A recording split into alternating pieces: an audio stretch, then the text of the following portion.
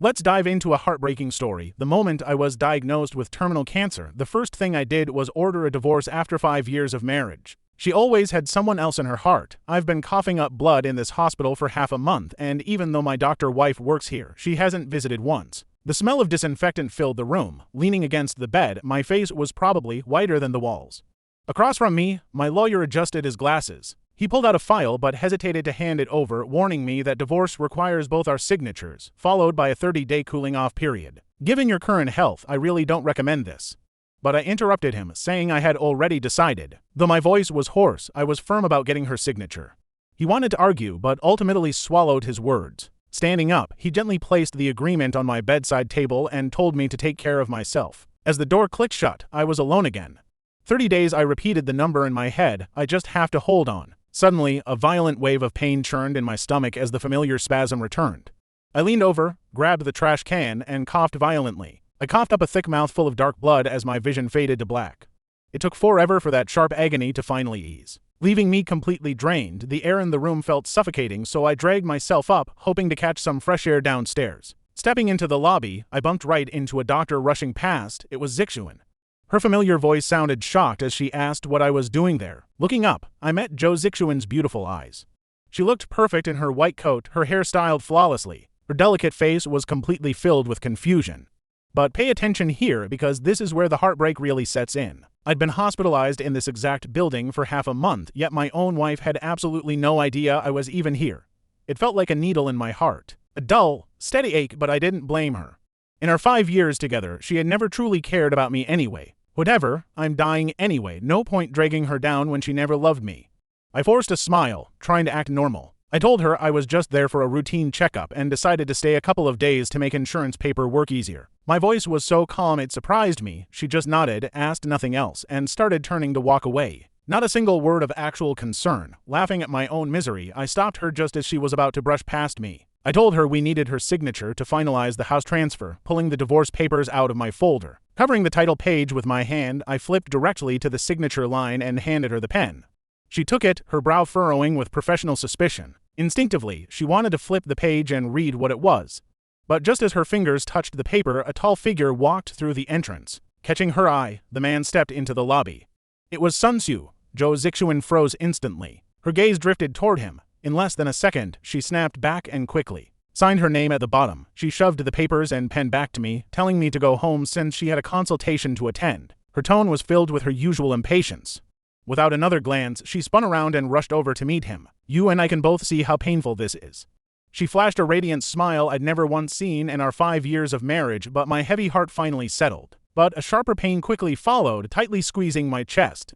Looking over, they stood together, him looking incredibly tall and handsome, and Zixuan looking absolutely gorgeous. They were a perfect match.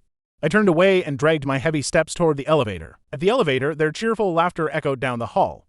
Sue asked her if I was just one of her patients. Her voice sounded incredibly sweet as she dismissed me as just an old patient. It was a complete contrast to how cold she was with me. She eagerly told him to wait while she wrapped up some patient charts with a colleague, excited to treat him to the movie they had planned today. Clutching the signed divorce agreement, its sharp edges dug painfully into my palm as all the memories of our past 5 years came rushing back. A bitter smile crept onto my face. I really was here for a checkup, and the verdict was clear. I only have 1 month left. I will set you free very soon, Zixuan. Back home, I put away my massive pile of medication and slowly began packing up my things. I wanted to clear out every trace of myself so I wouldn't be an eyesore to her once I'm gone. But my body was clearly hitting its absolute limit, because even a few minutes of packing left me gasping for air. I had to stop and crawl back into bed to rest. My eyes landed right on our massive wedding photo above the bed. Zixuan wore a beautiful white dress, but her smile looked incredibly stiff and forced. Back then, blinded by love, I thought she looked sweet. Now, it just hurts to look at. Without a second thought, I climbed onto a chair, pulled it down, and shoved it deep under the bed. Out of sight, out of mind. The rest of the day was a blur of packing and resting. Past midnight, the sound of keys jiggling at the door echoed. Zixuan was finally home. I was sorting through old books in the study. She just poked her head in, glanced at me, and said absolutely nothing. She dropped a takeout bag on my desk and walked straight to the bedroom. She was probably changing her clothes when she must have noticed the empty wall, because she immediately marched back. Stick with me, we're about to see what happens next. All right, you and I are diving into a heartbreaking story.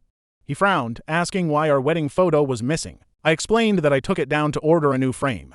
He accepted my lie with a completely blank face. Before leaving, he suddenly turned back and said he left me some food on the table. Food. I slowly got up. Opening the bag from a famous Sichuan diner, a sharp, spicy aroma instantly hit me. It was boiled beef. Staring at the heavy red oil, my stomach began to cramp and my eyes burned. We had been married 5 years. My stomach has always been weak, meaning spicy food is completely off limits. He knew that, yet he forgot something so basic. Zhou Zixuan simply never cared. In the past, I would have eaten it anyway just to keep him happy. I would have forced myself to swallow it down. But now my body is broken and I can't do this anymore. I carried the bag downstairs, tossed it untouched into the dumpster, and went back inside to make simple white porridge. I refused to suffer for him ever again. I gave him 5 long years, but this final month is mine. It is finally my turn to live. The warm porridge settled my stomach. Remembering the doctor's warnings, I needed rest. I went to the bedroom. Zhou Zixuan was already in bed, facing away from me, his breathing slow and even. He seemed fast asleep. Every other night, the moment I got into bed, I would habitually reach my arms out. I would wrap them around him from behind. He never pulled away, but he never hugged me back either. Tonight, I stayed still. I turned my back to him instead, leaving a massive, invisible gulf between us. Suddenly, his quiet voice broke the silence. His confused question echoed clearly in the dark room, asking if there was no hug tonight. My body froze instantly. I quickly mumbled an excuse about being tired. He muttered a response and rolled over, rustling the sheets once more. I figured the rest of the night would be peaceful. But then he suddenly clicked on his bedside lamp. Sitting up, he rubbed his eyes and spoke with a groggy, half-awake tone that felt entirely too casual. "Watch closely here," he asked to review the contract I brought today. My entire body went absolutely numb. My heart pounded furiously, nearly leaping out of my chest. Turning to face him, I asked if he really wanted to see it. In the dim bedroom light, his face was blurry. Panic washed over me, but not out of fear he would reject a divorce. I knew he would actually welcome a divorce. But hiding it under a property contract was my last shred of pride. My sad little shield. I did not want him tearing it away right in front of me. Hearing my tone, he frowned. He asked what was wrong. I just mumbled nothing. There was no running now, so I slid out of bed. I went to the study, grabbed the divorce papers, and handed them over. The cold sheets brushed against his fingers. He gripped the document, getting ready to flip open the cover. But right at that very second, his phone on the nightstand lit up. A loud, sharp ring suddenly shattered the quiet room. Zhou Zixuan reacted on pure instinct. He glanced at the screen, tossed the unopened agreement aside instantly, and grabbed the phone. When he answered, his voice held a gentle, tender warmth I had never once heard. He asked why she called so late. Loud music echoed through the line. A tearful voice sobbed that she was drunk and could not get back home. You and I both know that voice. It was Sun Tzu. Even muffled, I recognized her instantly. Zhou Zixuan did not show any emotion, but he quickly shot me a brief, anxious glance. Without even a single second of hesitation, he replied, telling her to stay put and send the address. He promised to come immediately, hung up, and threw on his jacket, completely ignoring the papers. I sat on the bed. Watching his frantic rush, my chest felt incredibly heavy. Right as he reached the door, I asked where he was going. Pausing to tie his shoes, he did not turn around. His voice sounded tight. He claimed an unstable critical patient needed him immediately, meaning he would likely not return tonight. He told me to go to sleep, stepped out, and quickly disappeared into the dark night. Instantly, the bedroom fell into absolute, deafening silence. Only my heavy breathing remained. A quiet laugh escaped my lips, but as I kept laughing, burning tears silently rolled down my cheeks. Mocking myself, I wiped them away and reached for the abandoned papers. I smoothed out the creases. It had been so close.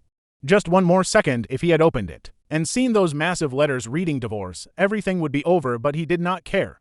I locked my door. I lay awake until dawn, and that is where we leave it for now. Time to finish packing. You and I are starting with a bride's naive dream, buying endless matching couples items, hoping for a perfect home. But Zhou Zixuan always made excuses, never touching a single one.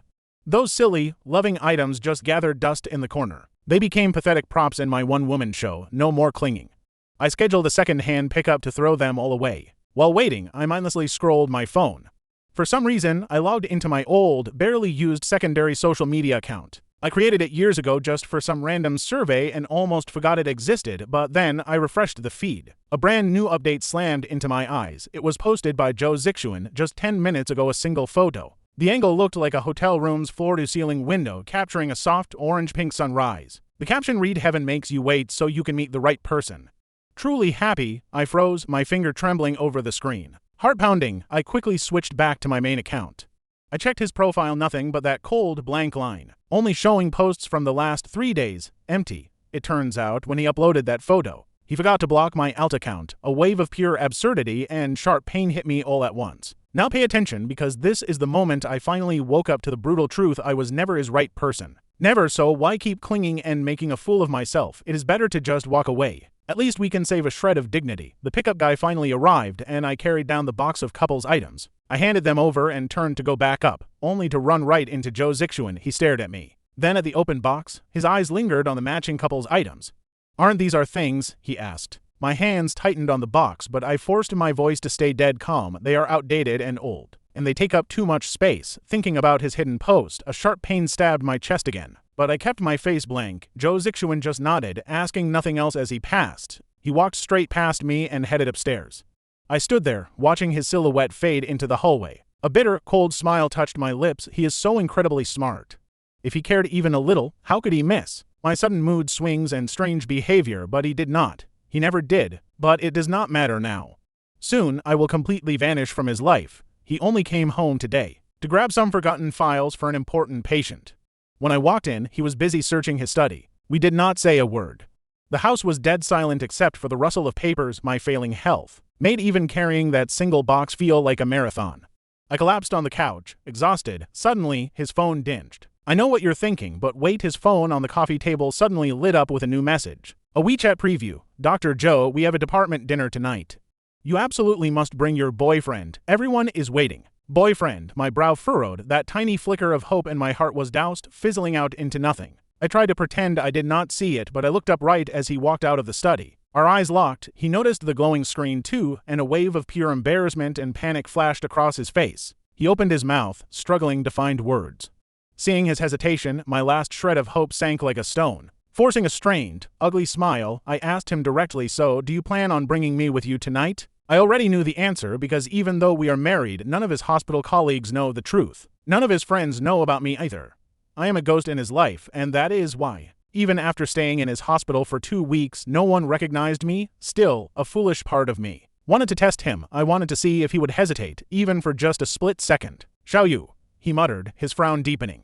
His face said it all. It was a look of pure, agonizing reluctance. His reaction was a sharp icicle, driving straight into the softest part of my heart with brutal precision. The pain was not loud, but it was deep, freezing me to the bone. He never saw me as a partner. Not even once. I smiled bitterly, deciding to stop making things difficult for him. To save my own dignity, I gave him an out.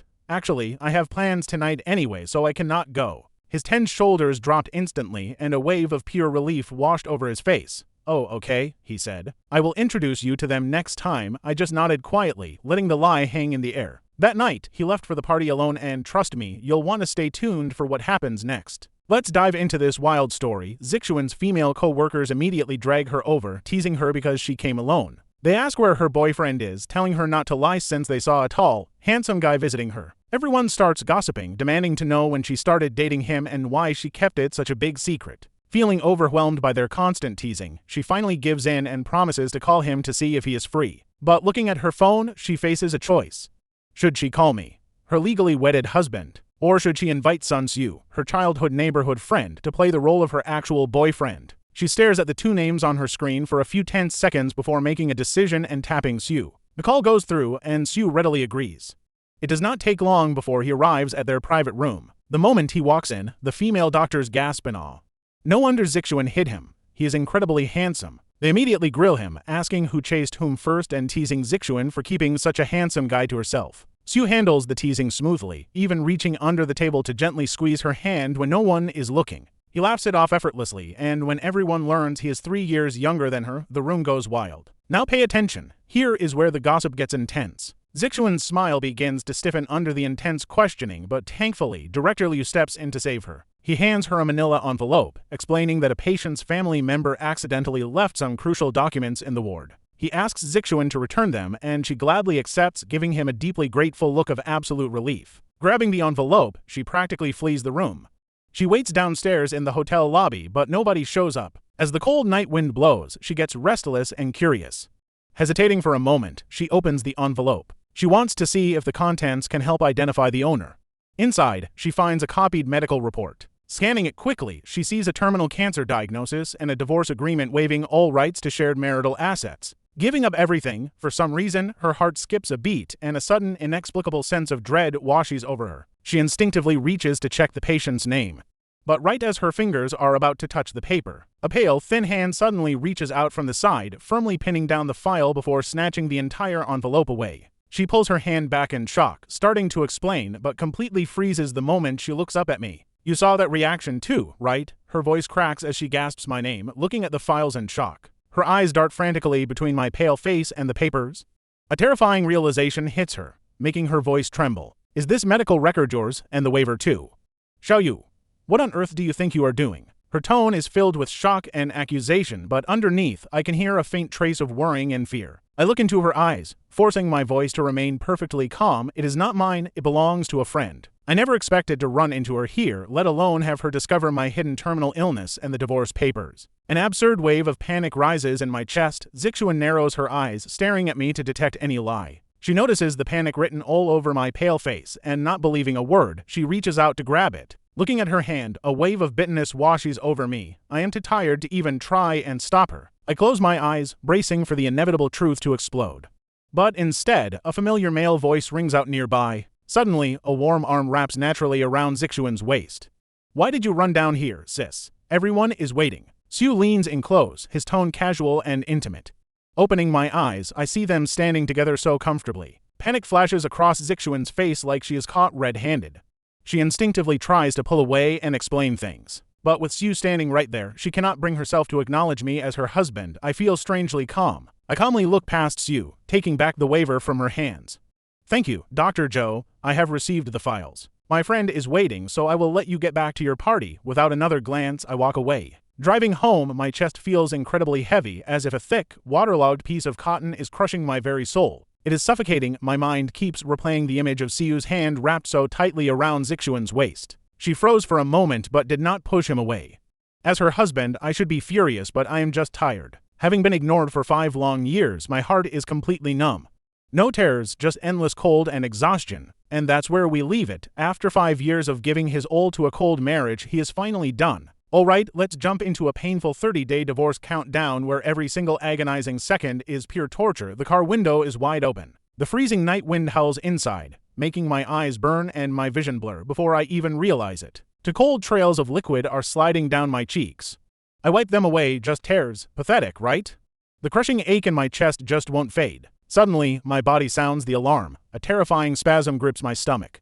Wave after wave of agony hits, exploding through me without warning. Pain floods every single nerve. Heavy cold sweat pours down my forehead as my hands on the steering wheel shake uncontrollably. My knuckles turn white. The doctor was right, the stomach is an emotional organ.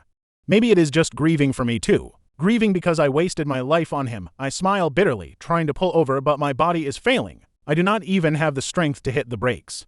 Everything blurs, spins, and twists out of control. I watch helplessly as my car swerves, smashing directly into the guardrail. Boom, the airbag deploys instantly with a deafening crash. It slams violently into my chest and stomach. Pain hits like a tidal wave. Everything goes pitch black and I pass out? When I wake up, the sharp smell of disinfectant tells me I am back in the hospital. A nurse is changing the 4th bag. She sighs in relief and says, "You are awake, how do you feel?"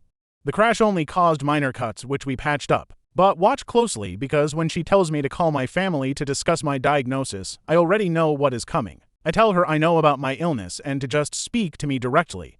She freezes, staring at me in complete shock. She turns dead serious, asking why I drove alone.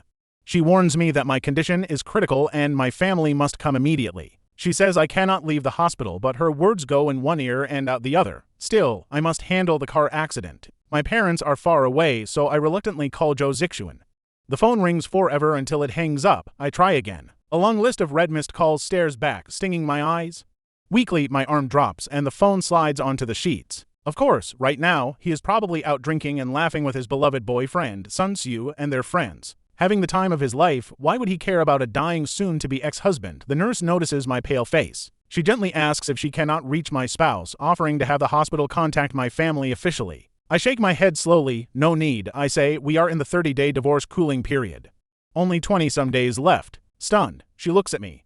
"Even if you are divorcing," she says, "you are incredibly sick. He should at least visit you." And I know that if he had looked at me even once, I would not be this hopeless. 5 years of marriage. I was like a fool chasing light, pouring all my warmth and soul into trying to reach him, but in the end, I never got a shred of genuine affection. The first year, I cooked different meals every night, waiting for him. I would wait past midnight until the food went cold. He would walk in, ignore the table, mutter he ate at work, and shut his door. The second year, he went to work worried sick. I took a day off to cook a gentle porridge and brought it to his office. But in front of his colleagues, he coldly knocked the container over.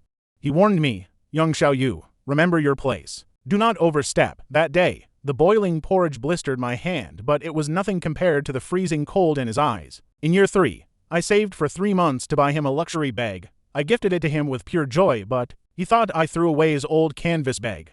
He exploded with rage and did not say a single word to me for 6 months. Only later did I learn that faded canvas bag was a high school graduation gift from Sun Tzu. He treasured it, years 4 and 5. My heart was slowly ground down to nothing, exhausted by endless cycles of hope and crushing disappointment. All these years, I was the only one running toward him, while he kept pushing me away. Finally, I accept my fate. Zhou Zixuan never cared about me, nor did he ever possess any real feelings, so tonight he will not come. I know it. I smile bitterly, showing the nurse my screen filled with glaring red missed calls. If he cared, we would not be here. She stares at the screen, silent, before letting out a helpless sigh. Can you call a friend then? You really should not be alone right now. After she leaves, I call Li Feng. He is the only true friend I have left in this lonely city. Li Feng rushes over, handles the police paperwork for the accident, and then helps check me out of the hospital. A few days later, my car is fixed. He accompanies me to the repair shop, but to my absolute shock, Zhou Zixuan is there. Seeing the heavy damage on the front of my car, he looks completely stunned. You got into an accident. When did this happen? Why did you not tell me? I look up at him, my mind immediately flashing back to that screen full of red missed calls. The explanation rises in my throat, but I swallow it down.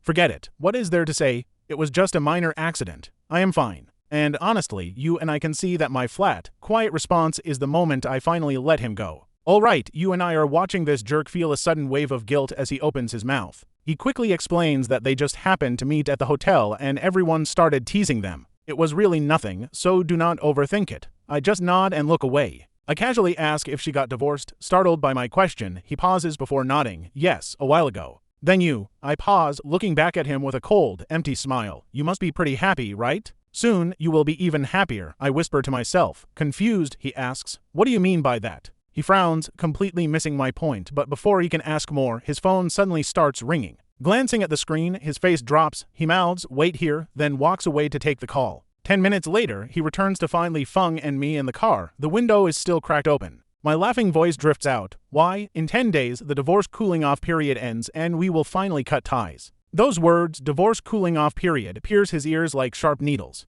His heart suddenly clinches with absolute dread. He instantly remembers that terminal diagnosis report and the waiver of property rights he saw on my hands that day. Now pay attention, a terrifying realization hits him as he rushes to grab the open window with trembling hands. Ying Xiaoyu, what did you just say?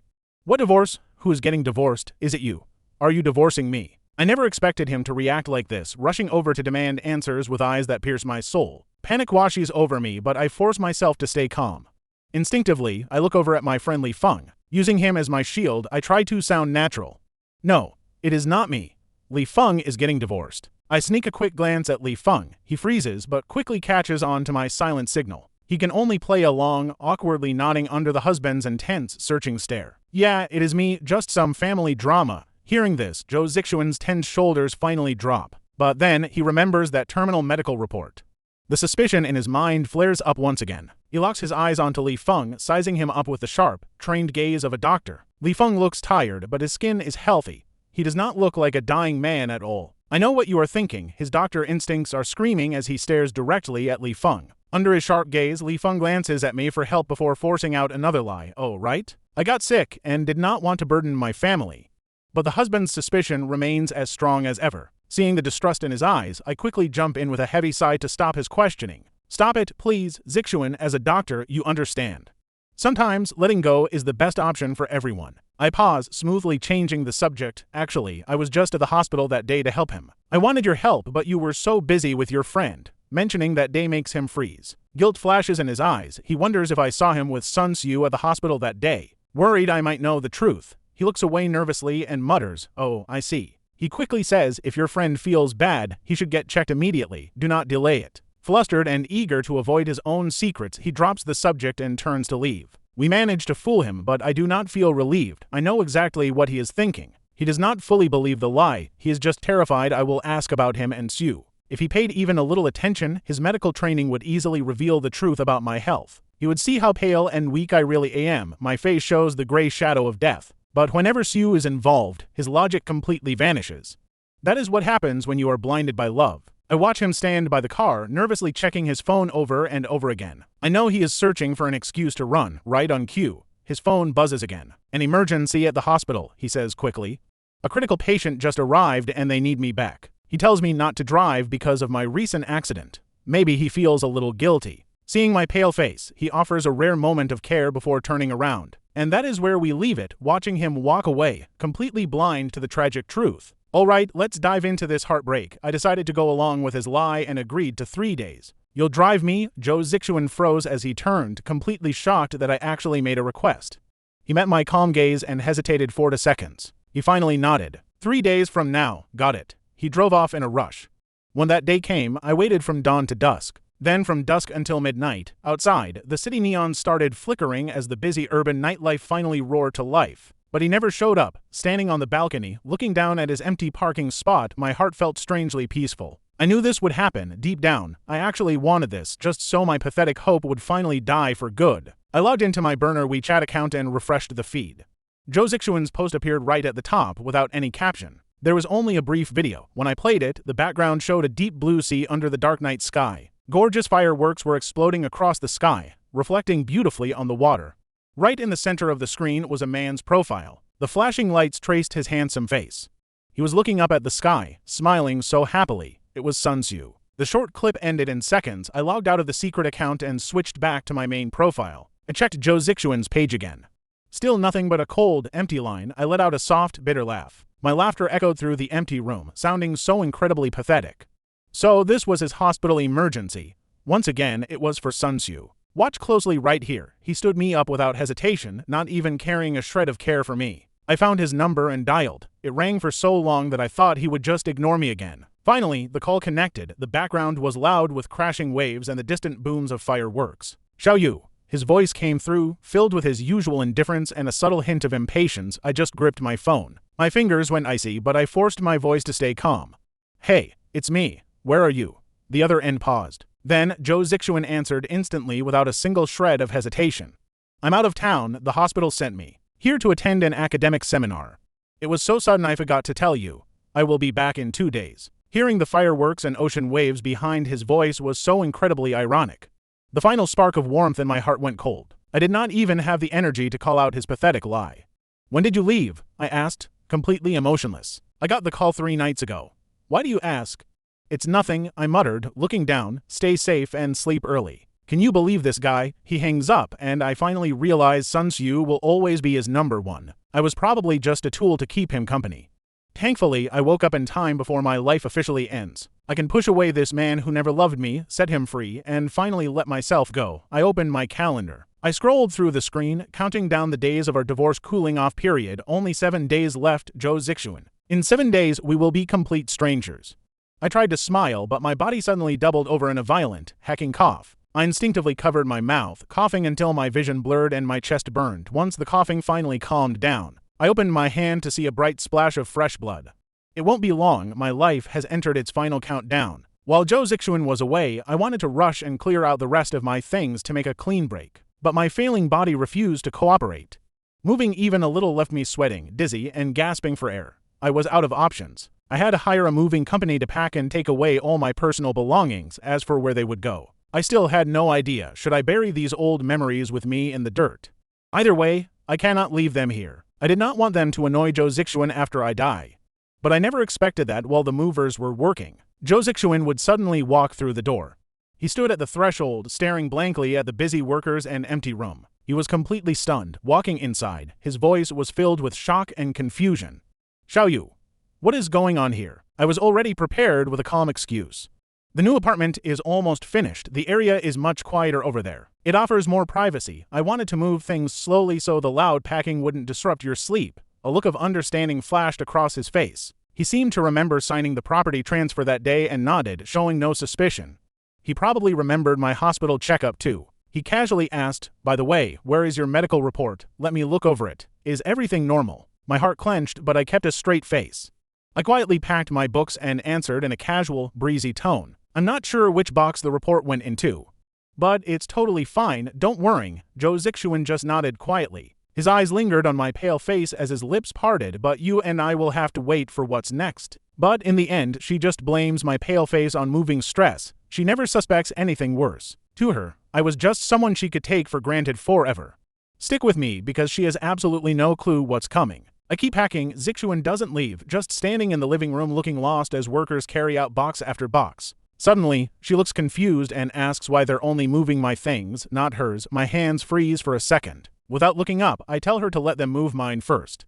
Since her things are private, she should decide what to keep. 2 years ago, I accidentally touched her old canvas bag, triggering a 6-month Cold War. Ever since, she drew a very clear line. I was forbidden from touching her things. Silence fills the room as she clearly remembers that fight, looking incredibly awkward. She drops the subject, looking around the empty living room. Trying to fill the silence, she mutters that it feels so empty. It feels weird, but at least the place looks bigger now.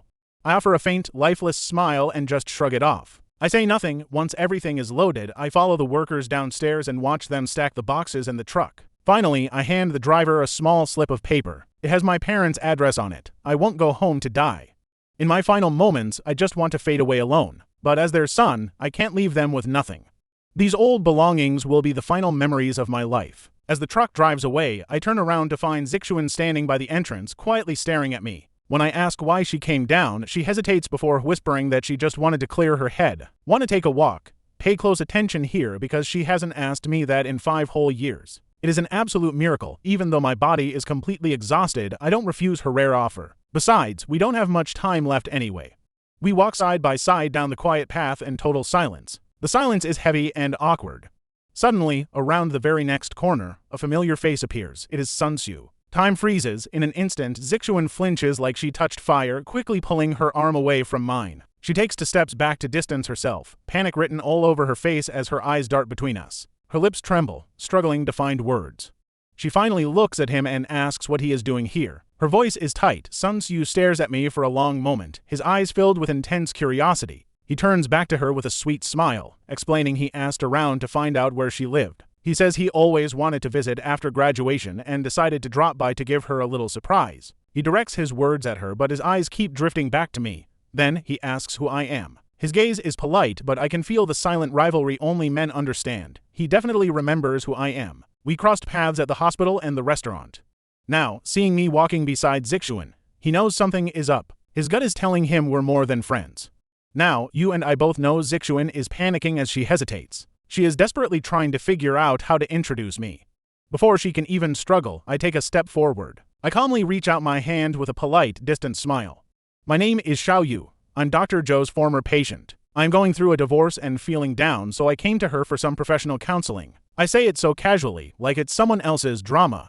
He shakes my hand, but looks straight back at Zixuan. Zixuan visibly relaxes, quickly jumping on my excuse and introducing me to Xiu as just another patient. She introduces him vaguely, but she is clearly relieved to play along. Xiu nods, saying he understands now. His smile deepens. He tells me to take care since I look pale, praising Zixuan's incredible skills as a doctor. He says I chose the right doctor. The tension is thick, so Zixuan quickly suggests Xiu should come inside. She invites me upstairs too. I want to refuse, but her pleading eyes make me hesitate. This entire situation is getting incredibly bizarre. I change my mind. I tell her I'm tired and want some water, curious to see how this plays out. Back upstairs, Xiu notices the half-packed boxes and asks if Zixuan is moving out today. She glances at me, quickly lying that I am just storing some of my things here temporarily. Xiu nods slowly. Xiu doesn't push further. Zixuan tells us to sit and heads to the kitchen, leaving the 2 of us alone. The silence returns. We have absolutely nothing to talk about, but Xiu surprisingly takes the initiative to speak. He slides closer, asking with sudden friendliness. "And trust me, you and I are about to find out what he wants. Let's dive into a moment of pure, awkward tension." This guy just asked me why I'm getting a divorce, and honestly, the question caught me completely off guard. I never expected him to ask such a deeply personal question so directly. But looking into his clear, innocent eyes, I fell silent for a few seconds. Letting out a bitter, self-deprecating chuckle, I shook my head and replied, "It is fine. It is simply because my wife has always had another man living inside her heart." Sun Tzu clearly did not expect that kind of answer. A wave of embarrassment flashed across his face as he whispered, "I am so sorry, brother Yu. I shouldn't have asked." "It is totally fine," I said, shaking my head with a flat, calm tone.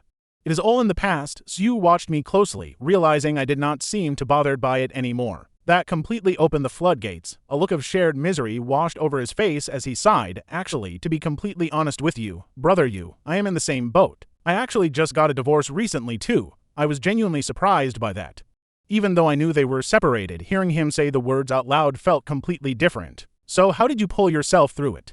Suddenly, a mixture of deep gratitude and soft warmth appeared on Sun Siu's face, making his tone change. His voice lightened up as he spoke. "Honestly, I only got through it because of Sister Zixuan." He seemed to drift off into his own memories. His eyes grew distant as he remembered those dark days. "Right after my divorce, I was a total wreck. I felt like my entire world was collapsing. But the moment Sister Zixuan found out, she barged right into my life. She stayed by my side, constantly talking to me and taking me out to clear my mind. She dragged me out of that abyss. Now, watch closely, because as Sue talks about being bullied as a kid, our main character's reality starts to shatter. Sister Zixuan was always the first to rush in and protect me, even if she got hurt herself. When I got sick with a fever, she stayed up all night worrying. She even climbed over my wall to hold me and coax me into taking medicine. That is probably why I grew up believing being a doctor was so noble. Later, when I was in school, she would wait for me at the intersection whenever she had free time. She spent her own pocket money buying me snacks while she went hungry. I remember every single detail of her kindness. So when I got divorced this time, she was the first to reach out, comfort, and stay by my side.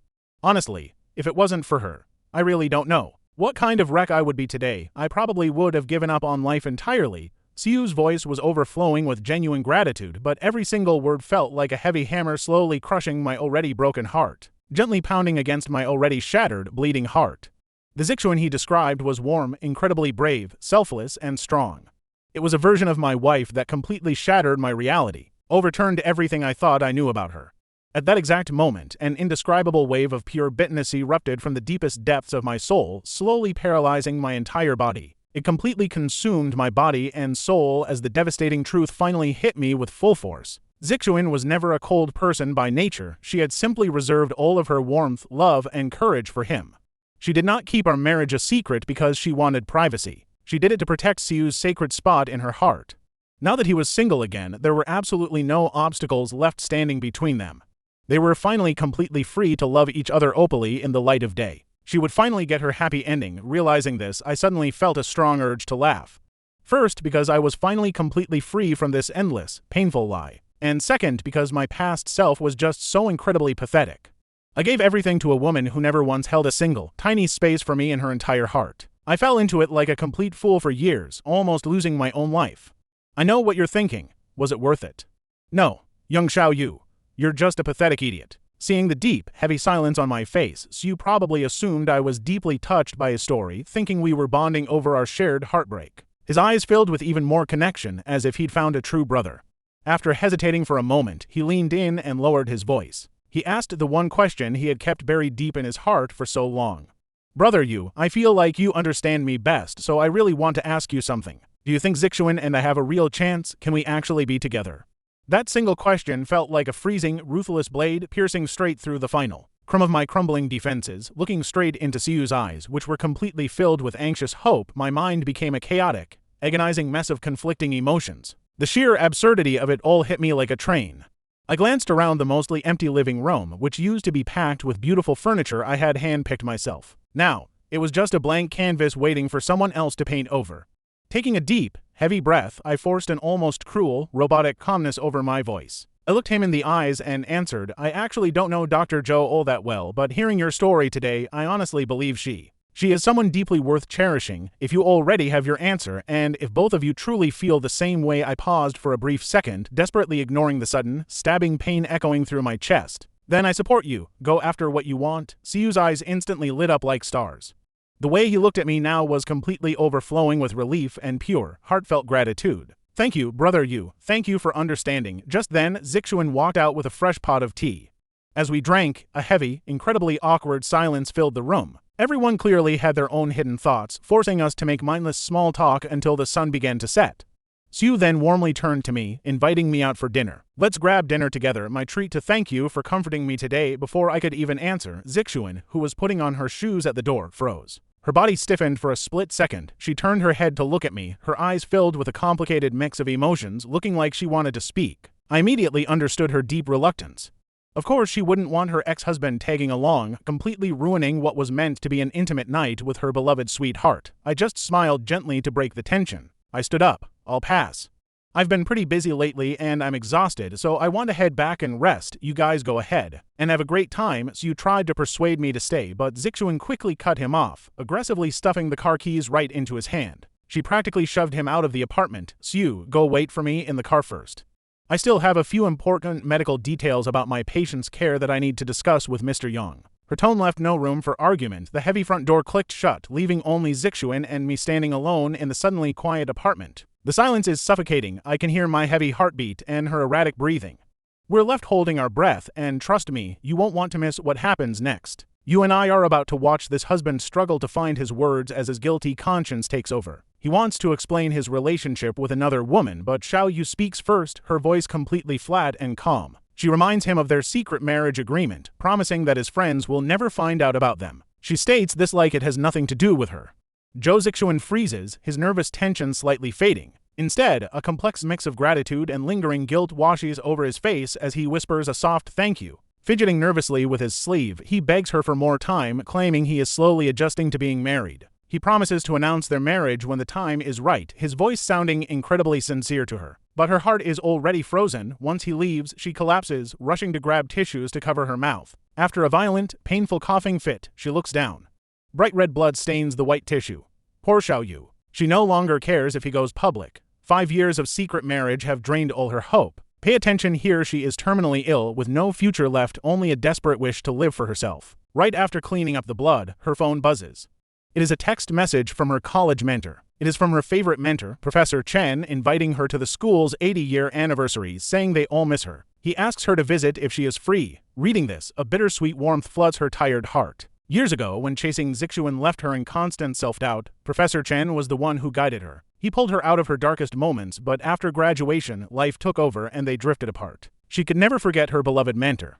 Without any hesitation, she replies that she will definitely be there on time. After chatting briefly, she puts down her phone.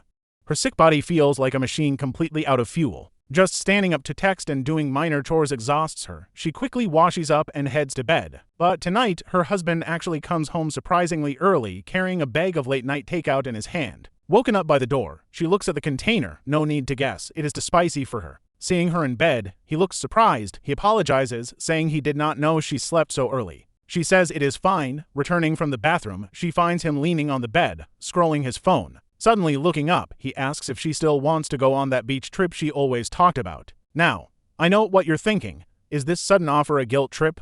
Honestly, she just doesn't care anymore. With only days left in their official divorce cooling-off period, she wants zero complications and calmly declines his offer. She lies, saying work is too busy. He stares at her with utter confusion in his eyes. Usually, she was the one begging him to travel, only to be rejected or ignored. Now, things have flipped. He assumes she is still upset over his mistress, Sun Xiu, causing his guilt to grow even deeper. Determined to make amends, he sits by her, offering to take her to movies or fancy new restaurants. But she rejects everything. She cannot let him notice her failing health or her quiet plan to leave him. To stop his nagging, she finally makes one request.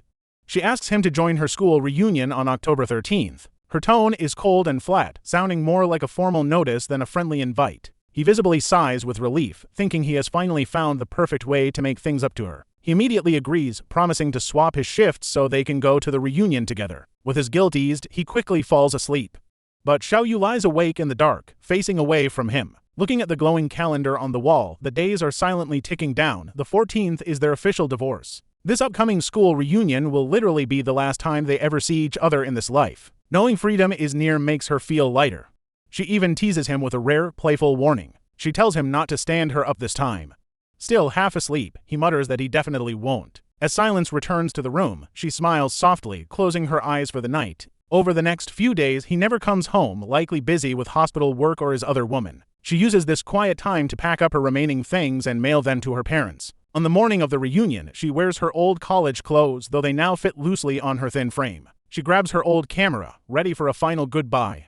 Trust me, you won't want to miss what happens next. Alright, you and I are about to watch a heartbreaking goodbye, starting right as Jo Zixuan pushes the door open. I was shocked she actually showed up. We headed down, and she drove with the windows rolled halfway down. The crisp early autumn breeze brushed against my face.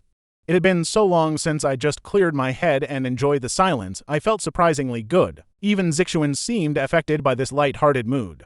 A rare smile touched her eyes as she actually started sharing some funny memories from our old college days. It felt so peaceful, as if no one else had ever come between us. Soon, we pulled up right outside our old university. Those familiar trees and red brick buildings instantly dragged me back in time. Beside me, Zixuan unbuckled her seatbelt. She said cheerfully, "Let us walk around the campus first to relive our youth, and then we can have dinner with Professor Chen tonight." Just as I went to push open the car door, her phone on the center console suddenly lit up, and that familiar ringtone shattered our peaceful moment. The harmony instantly vanished. Seeing Sun Tzu on the screen, her hand froze midair, a flash of deep hesitation crossing over her face. But only for a second before she answered it. I just sat in the passenger seat, my hand still frozen on the door. Now, pay attention here, because this is where the illusion completely shatters as Siu's crying voice leaks through the speaker. She sobbed through the speaker, saying she fell at home, sprained her ankle, and it was so swollen she could not move. She begged her to come. His face paled instantly. He leaned forward, panic and worrying raw in his voice as he told her not to move. He promised to be right there. Hanging up, he turned to me with a face full of guilt and awkward hesitation. She apologized rapidly, explaining that Siu had badly sprained her ankle and she could not leave her alone at home. She insisted she had to go, asking me to look around alone and promising to return by dinner. I just stared at her anxious face. My heart felt completely numb, devoid of any disappointment. The second I heard Siu's voice, I knew I had been cast aside once again. I told him to go, nodding as I stepped out of the car without a single trace of hesitation. He did not even bother saying sorry, he just sped away, merging into the traffic and vanishing from my sight. I wandered alone down those familiar shaded paths, retracing every single step of my past before I even realized it. Every single corner where I used to chase her. Her favorite library spot, the lawn bench she loved, and the path she took after class. Even the gym doors where she flat out rejected me when I first asked for her number. I captured every single spot with my camera, to keep as a final memory. Then I visited Professor Chen, we caught up for hours, and he was as warm and talkative as ever. He still cared so much, but mid-sentence he adjusted his glasses and stared deeply at my face. Frowning, he asked why I looked so pale and if work was draining me. He reminded me to prioritize my health. He told me not to push too hard. Warmth and bitterness clashed inside me. A teacher I had not seen in years. Let us pause here. A distant teacher saw my pain instantly, yet my own doctor wife never even looked my way. It hurts, right? I took a cab home alone. When my phone buzzed, I logged into my secret account. She had posted an update. No text, just a short video. I clicked it and saw Siu's cozy living room on the screen. Her ankle was indeed swollen under an ice pack. Zixuan's gentle hands were holding a tube of soothing ointment. She was carefully applying it, then the camera panned to her face, showing her making a quiet shushing gesture. Her caption asked the internet for advice on fast ways to reduce swelling and pain besides ice packs and ointment. It read, "Waiting online, super urgent, please help." She even added to worried, teary-eyed face emojis at the end. I remembered her empty promises to make things up to me just days ago. Those cautious, guilty attempts, I could only laugh out loud. What was the point, Zixuan, in your heart? I never stood a chance against you, not even once. I was always your absolute last choice, but if you knew our marriage was truly over and my life was rapidly ending, would you feel even a tiny bit of regret? I would never get her answer, but I honestly did not care anymore as the car passed the law firm. I had the cab wait while I stepped out. Pushing open Lawyer Zhang's office door, I found him organizing files. He looked surprised to see me, quickly standing up to ask how I was doing and why I had visited. I sat down and explained my purpose directly. Today was the very last day of our 30-day divorce cooling-off period. I wanted to confirm if everything became official at midnight. Did either of us need to take any final steps? He looked up, peering closely at me. My extremely thin, pale, and exhausted face seemed to catch him completely off guard. After a pause, he confirmed that once the 30-day cooling-off period ended tonight, as long as neither filed to cancel the request with the registry office, our marriage would be officially dissolved starting tomorrow morning. It was finally over. And that is where we leave it. A tragic end, but you and I know he is finally free. Let us wish him well. Let's look at the simple, heavy truth of a terminally ill patient whose life is ticking away. This was probably the most simple yet luxurious blessing.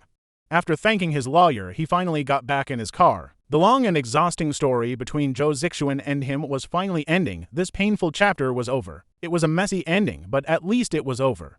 Jo Zixuan still had not returned by the next afternoon. He did not send any messages either, but our main character did not care.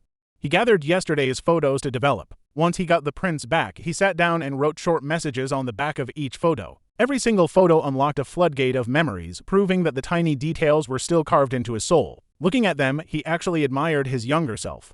But as their waiting period ended, his illness suddenly got worse. He suffered the most brutal coughing fit yet, vomiting blood over the sink until his vision went completely dark, gasping for air. His body was in absolute agony, yet his soul felt strangely light, drifting away into a weird sense of peace. He lacked even the strength to clean the sink, so he just let the cold water wash away the bright red blood before slowly limping back to the living room. Now pay close attention because he sets up his camera, desperately trying to record a final video message. But violent, painful coughing fits keep interrupting him, leaving his face wet with tears, looking as pale as a ghost. Still, he pushes through the pain to deliver his last words, Jo Zixuan. As you can see, I am dying. I once counted that loving you took up almost half of my entire life. It is crazy how many stupid things I did just for love. I gave it my absolute all, I really tried, but I am sorry I never made it into your heart. So I am letting go. With what little time I have left, I am giving you your freedom to be with Sunsu. Do not look for me. I want to spend my final days completely alone.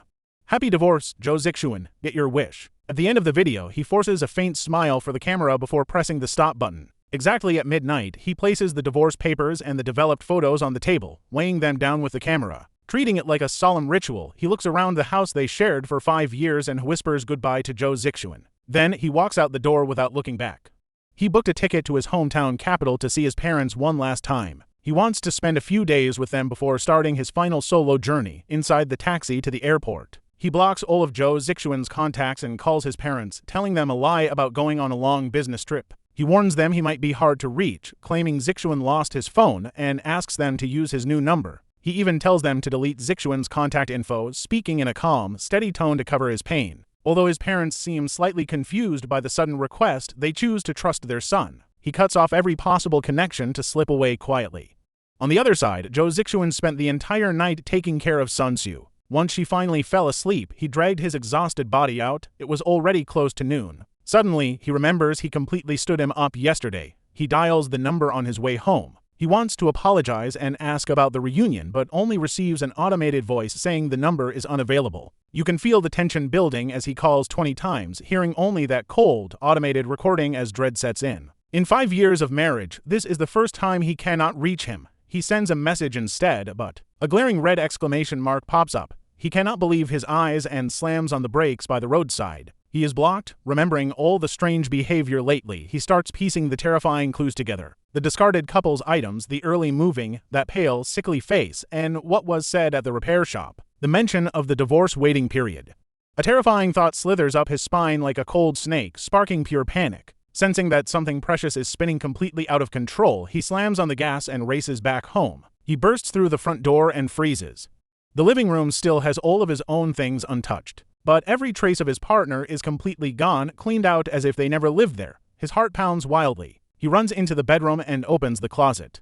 His partner's entire side is completely empty. The study, the balcony, the bathroom, not a single piece of evidence remains. He is truly gone. Desperate, Jo Zixuan clings to one final shred of hope, rushing over to check their new apartment. And that's where we leave him staring into an empty room, realizing he has lost the only person who ever loved him. Alright, let's step into this room together where pale light hits cold, empty walls with absolutely no signs of life. The transfer, the move, it was all a massive lie, and the sudden realization makes it hard for Jo Zixuan to breathe. His mind goes completely blank as sheer panic takes over, driving him back to the villa on pure survival instinct. He frantically searches room after room, desperately hoping I am just hiding somewhere, until he stumbles back into the master bedroom. His eyes lock onto the nightstand, where a stack of photos, an old camera, and a document sit in silence. Seeing that familiar old camera, his frayed nerves relax just a bit. After all, this was always my most prized possession. It was a gift from my mother, the start of my photography journey.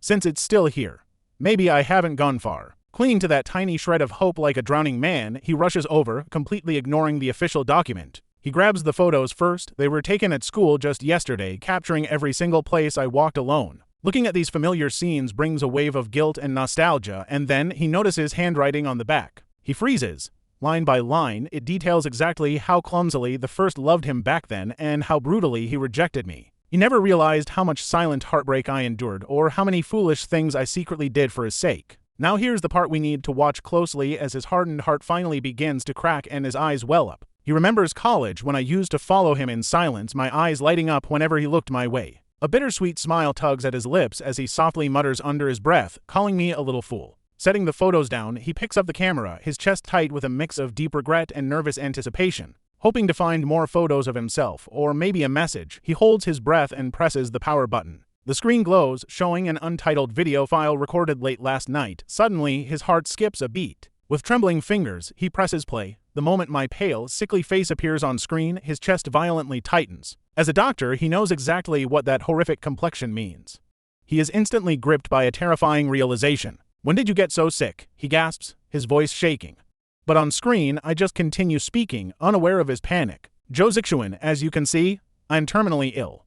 My life has officially entered its final countdown. I used to count the days on my fingers. Before I knew it, my love for you had consumed most of my life. It was such a strange, overwhelming feeling, yet looking back, it still feels beautiful, all because of that love. I know what you're thinking. After risking everything for him, she finally had to give up on entering his heart. In the little time I have left, I'm giving you your freedom. Go to Sunsu, and please do not look for me. I want to live these final days for myself." On screen, I begin to cough violently, spitting up blood in agony. Yet, I keep forcing the words out. "Happy divorce, Joe Zixuan. I signed the papers 1 month ago, and so did you. Today is the final day of our cooling-off period. Our marriage is over. I hope you and Sunsu find happiness. Even if you do not care, do not search for me.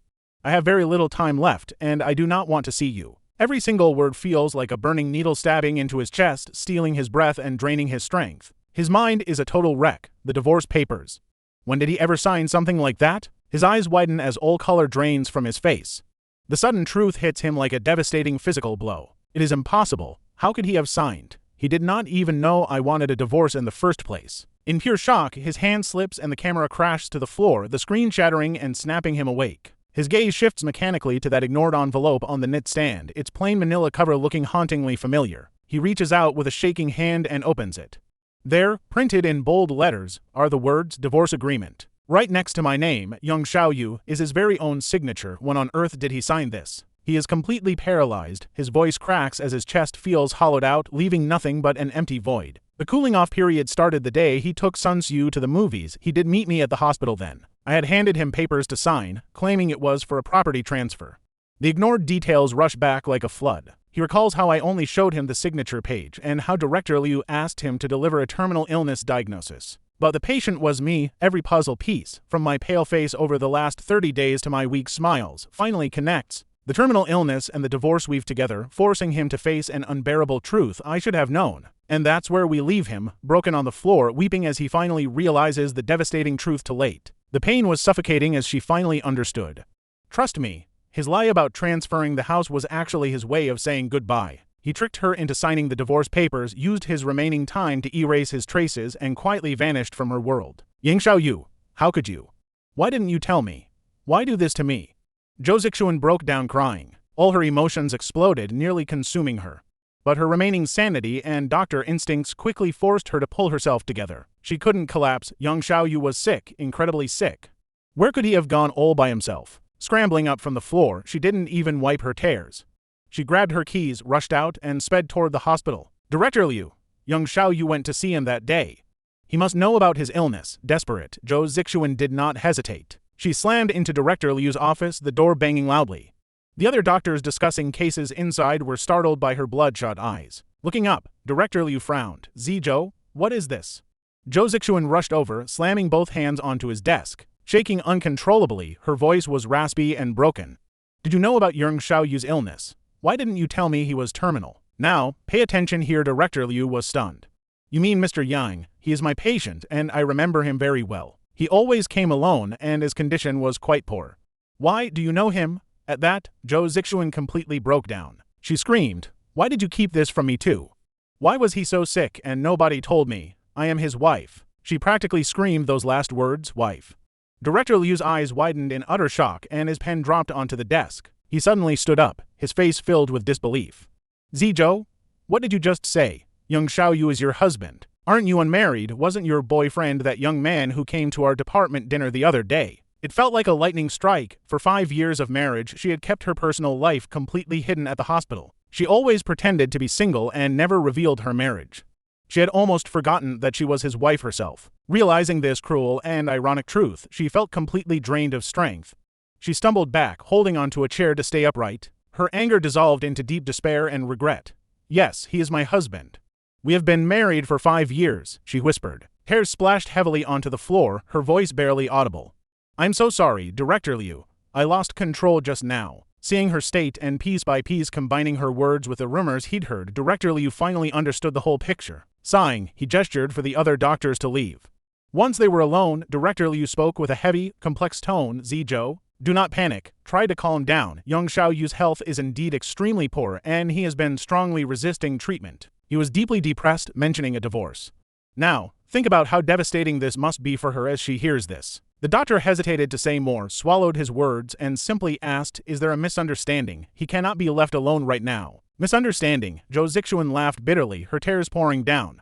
"No, there is no misunderstanding. I am the one who lost him. I cannot find him anymore. He blocked me everywhere and left." Director Liu then remembered that department dinner. He recalled how intimately Sun Tzu acted with her and contrasted it with young Xiaoyu's empty, hollow gaze during his hospital visits. In his mind, a tragic story began to form. Knowing he shouldn't pry, he gently offered, "Try not to panic just yet. Think carefully, you are his closest family.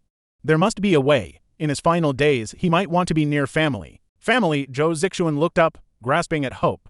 Yes, most terminally ill patients would eventually choose to go back to their parents. But as soon as that hope sparkled, deep agony and powerlessness crushed her. She realized, to her absolute horror, that in 5 years, she did not have a single contact number for his friends, his hometown address, or even his parents' names and phone numbers. She had never cared enough to ask, let alone write them down. What a pathetic, failing wife she had been. She could never find him on her own. Desperate, she begged Director Liu, clinging to him like a lifeline. "Director Liu, please help me. You're his primary doctor. You must have his contact information, right?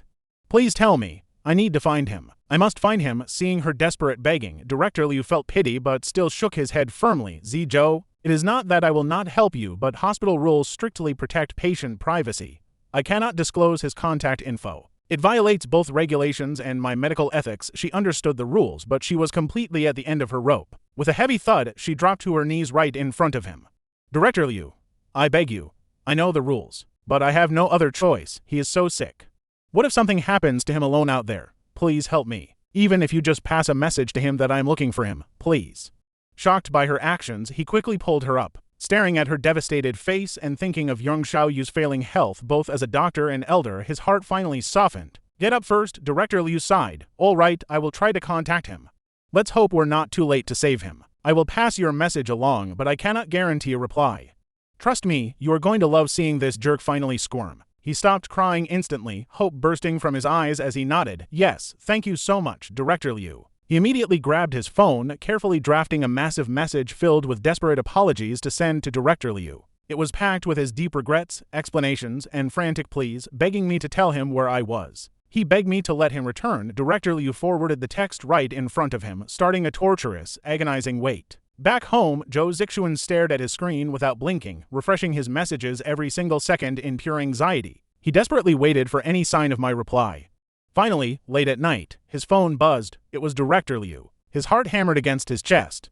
With trembling fingers, he opened the message. No text, just a single screenshot. It showed Director Liu forwarding his massive wall of text, followed by my brutally short-to-line reply. "Too long, did not read." Those 8 simple words felt like 6 freezing blades, instantly shattering his hope and leaving him completely numb. He felt icy cold from head to toe, barely able to breathe.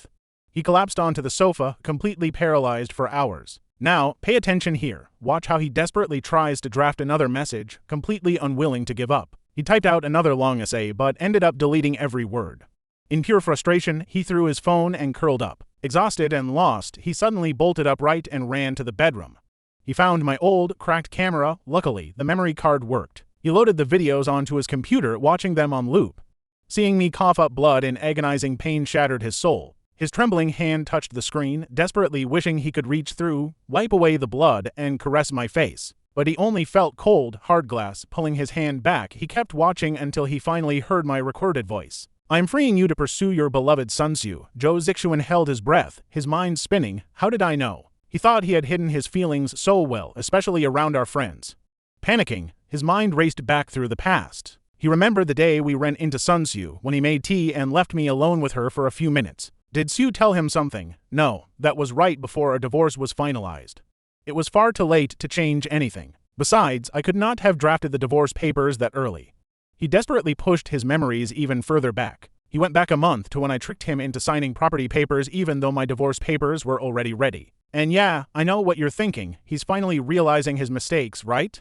Well, let's look closer at his memories. His memories of our marriage were mostly dull and quiet, with only one single exception. It happened a month before the papers. Heartbroken over Sue's own divorce, he had taken her out for heavy drinks. Both got completely wasted. He barely dragged her home before stumbling back to our place. Did he say something then? Did he blabber something about his feelings for her while drunk? Realizing this, his face lost all of its color. His heart skipped a beat, turning his face pale as a ghost. He stayed awake all night replaying our entire marriage. For his entire youth, his whole world revolved around Sue, and he truly loved her with everything he had. He even endured medical school just because she wanted a doctor, only for her to marry someone else and leave him shattered. It took him years to barely accept reality, forcing his love deep down while pretending to just be her childhood friend. Then he met me, married for 5 years, but her shadow remained. While Sue's shadow slowly faded, I never truly occupied his heart.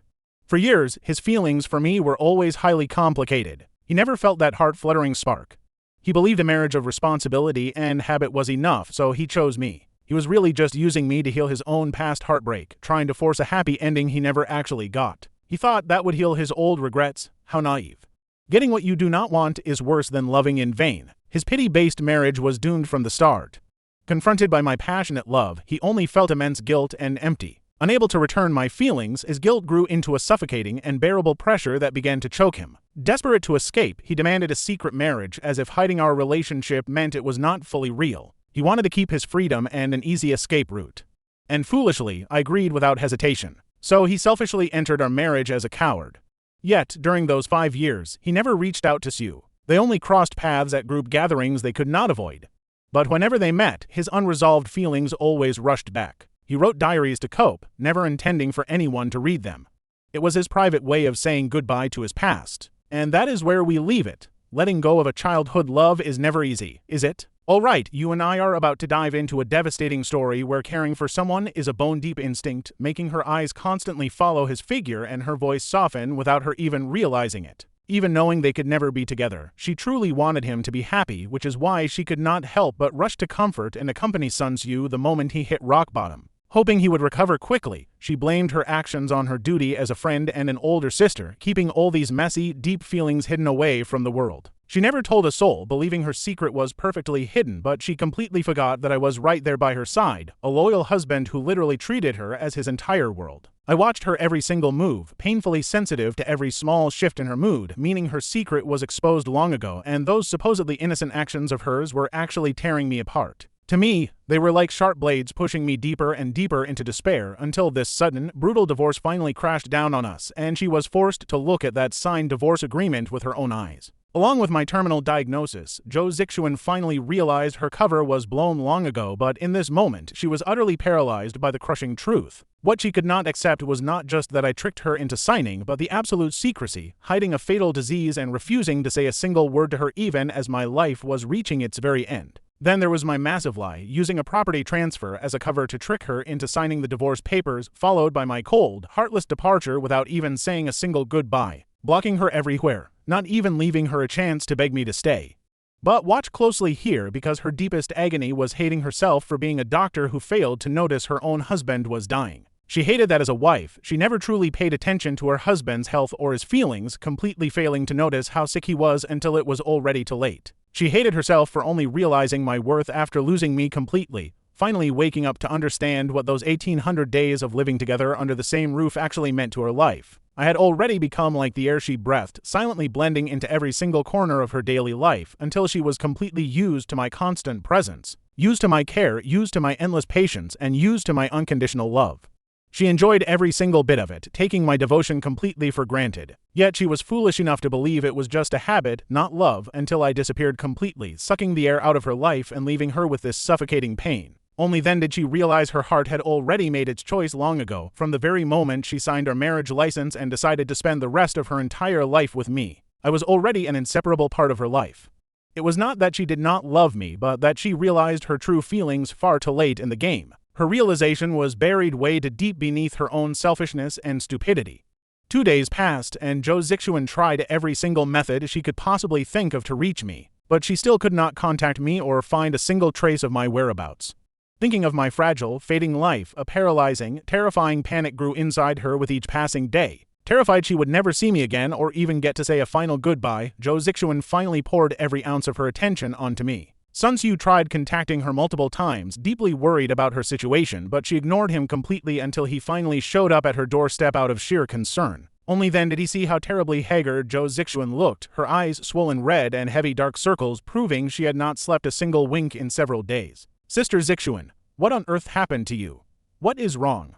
Sun Tzu was completely terrified by her appearance, but at this point, the truth had to come out. Let us pause right here because you and I both know exactly how much damage her hesitation and constant back and forth have actually caused, deeply hurting both of these men in ways they might never recover from. Her indecisiveness had deeply hurt both of them. She could not delay this any longer, and she absolutely had to lay all her cards on the table. Siu, Jo Zixuan finally spoke, her voice dry and hoarse. I admit that I did love you before, and I carried those deep feelings for many years. Sun Tzu froze, completely caught off guard by her sudden confession, but Jo Zixuan took a very deep breath and looked him directly in the eye. Her voice was firmer and clearer than ever before, but she said, "That is all in the past now, Siu. Today, I only see you as my younger brother and best friend. The reason I ignored you these past few days is because of young Xiaoyu," she whispered, her voice trembling violently as her eyes filled with fresh tears once again. "I lost him, I hurt him so badly, and now he does not want me anymore." Hearing this, Sun Tzu froze as a sudden realization hit him. His face turned incredibly tense as he asked, "Brother Xiaoyu, what exactly is he to you?" Without a single moment of hesitation, Jo Zixuan replied, "He is my husband. We have been married for 5 years. What?" Sun Tzu took a sharp step back in utter shock, his face filled with absolute disbelief. "You two are married. So the ex-wife brother Xiaoyu said he was divorcing was actually you." In that exact moment, Sun Tzu understood everything, completely speechless from the sheer shock of it. Instantly, a massive wave of regret and intense guilt washed over him. It turned out that strange gut feeling he had earlier was not an illusion at all. He had unknowingly become the homewrecker in someone else's marriage.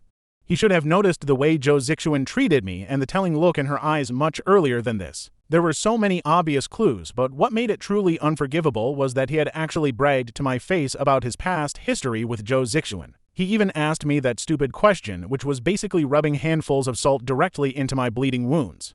He had just gone through a painful divorce himself. He knew exactly how agonizing the pain of betrayal felt, and he could not believe that, without even knowing it, he had participated in this. He had acted as an accomplice to this mess, and might have even been the final straw that drove me away. "Why did you hide this?" Sun Tzu snapped. His voice was a mix of anger and self-blame as he cried, "This is not fair to brother Xiaoyu.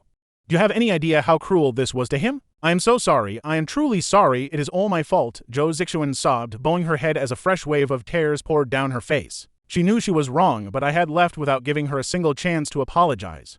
"The person you need to apologize to is not me," Siu snapped. Sun Tzu's face grew cold, his tone sharper than ever before. "Jo Zixuan, you know exactly why I got divorced. My ex-wife had someone else in her heart too. I know this pain all too well. This is a massive betrayal to brother Xiaoyu." Jo Zixuan sobbed harder, her body trembling violently. I know. I should have known, but I cannot reach him, and he won't give me a chance. Trust me, you and I will have to wait and see if she ever gets her chance at redemption." "No," Sun Tzu cuts him off, eyes sharp. "You were married 5 years. If you cared even a tiny bit, you wouldn't be completely unable to find him." Taking a heavy breath, he bluntly adds that maybe Ziyu isn't just being cold. It is a you problem. "Jo Zixuan, come along with me as we ask, did you ever actually treat him like a real husband? You never loved him sincerely, leaving you completely clueless." Now, Jo Zixuan's eyes flood with endless, agonizing regret and pain. He just stands there crying in total silence. Seeing Jo Zixuan completely broken, all of Sun Tzu's intense rage and accusations eventually fade into a long, heavy sigh. "Think hard, you two are married, so you cannot be completely unable to find him. Just hurry up. Do not make Ziyu wait too long." Saying his piece, Sun Tzu turns around and walks away without looking back. Zero hesitation, Jo Zixuan curls up on the floor, weeping onto the carpet.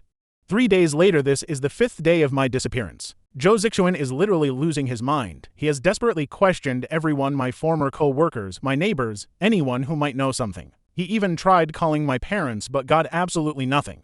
In sheer despair, a dark thought creeps in. Is Yang Xiaoyu already dead? He immediately crushes that thought, but it only leaves him paralyzed with a much deeper, suffocating terror. He is too afraid to think. If he finds me only to realize we are separated by death, he'll never forgive himself. Pay attention here. This deep despair actually forces some mental clarity. He rushes to consult a lawyer, and the answer he receives finally give him a tiny, desperate glimmer of hope. The lawyer explains that while the marriage technically dissolves after the cooling-off period, actually obtaining the official divorce certificate is a different story. To officially finalize the legal split, both parties must physically show up at the registry office.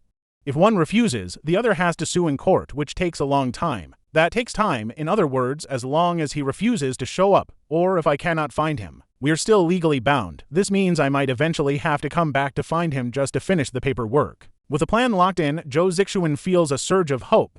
He rushes to the hospital and begs Director Liu to help him one more time. Tell Yang Xiaoyu that I agree to the divorce, but he must return so we can register it together at the bureau. Otherwise, I cannot move on with Sun Xiu. Now, Director Liu had been keeping in touch with me, mostly to check on my failing health. He had also been subtly hinting at Zhou Zixuan's frantic anxiety.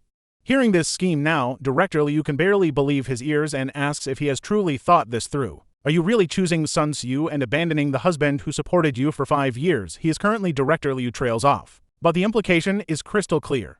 No. Zhou Zixuan desperately shakes his head, begging, Director Liu, you have completely misunderstood me. I have tried absolutely everything to reach Ziyu, and this lie is the only way to trick him into returning.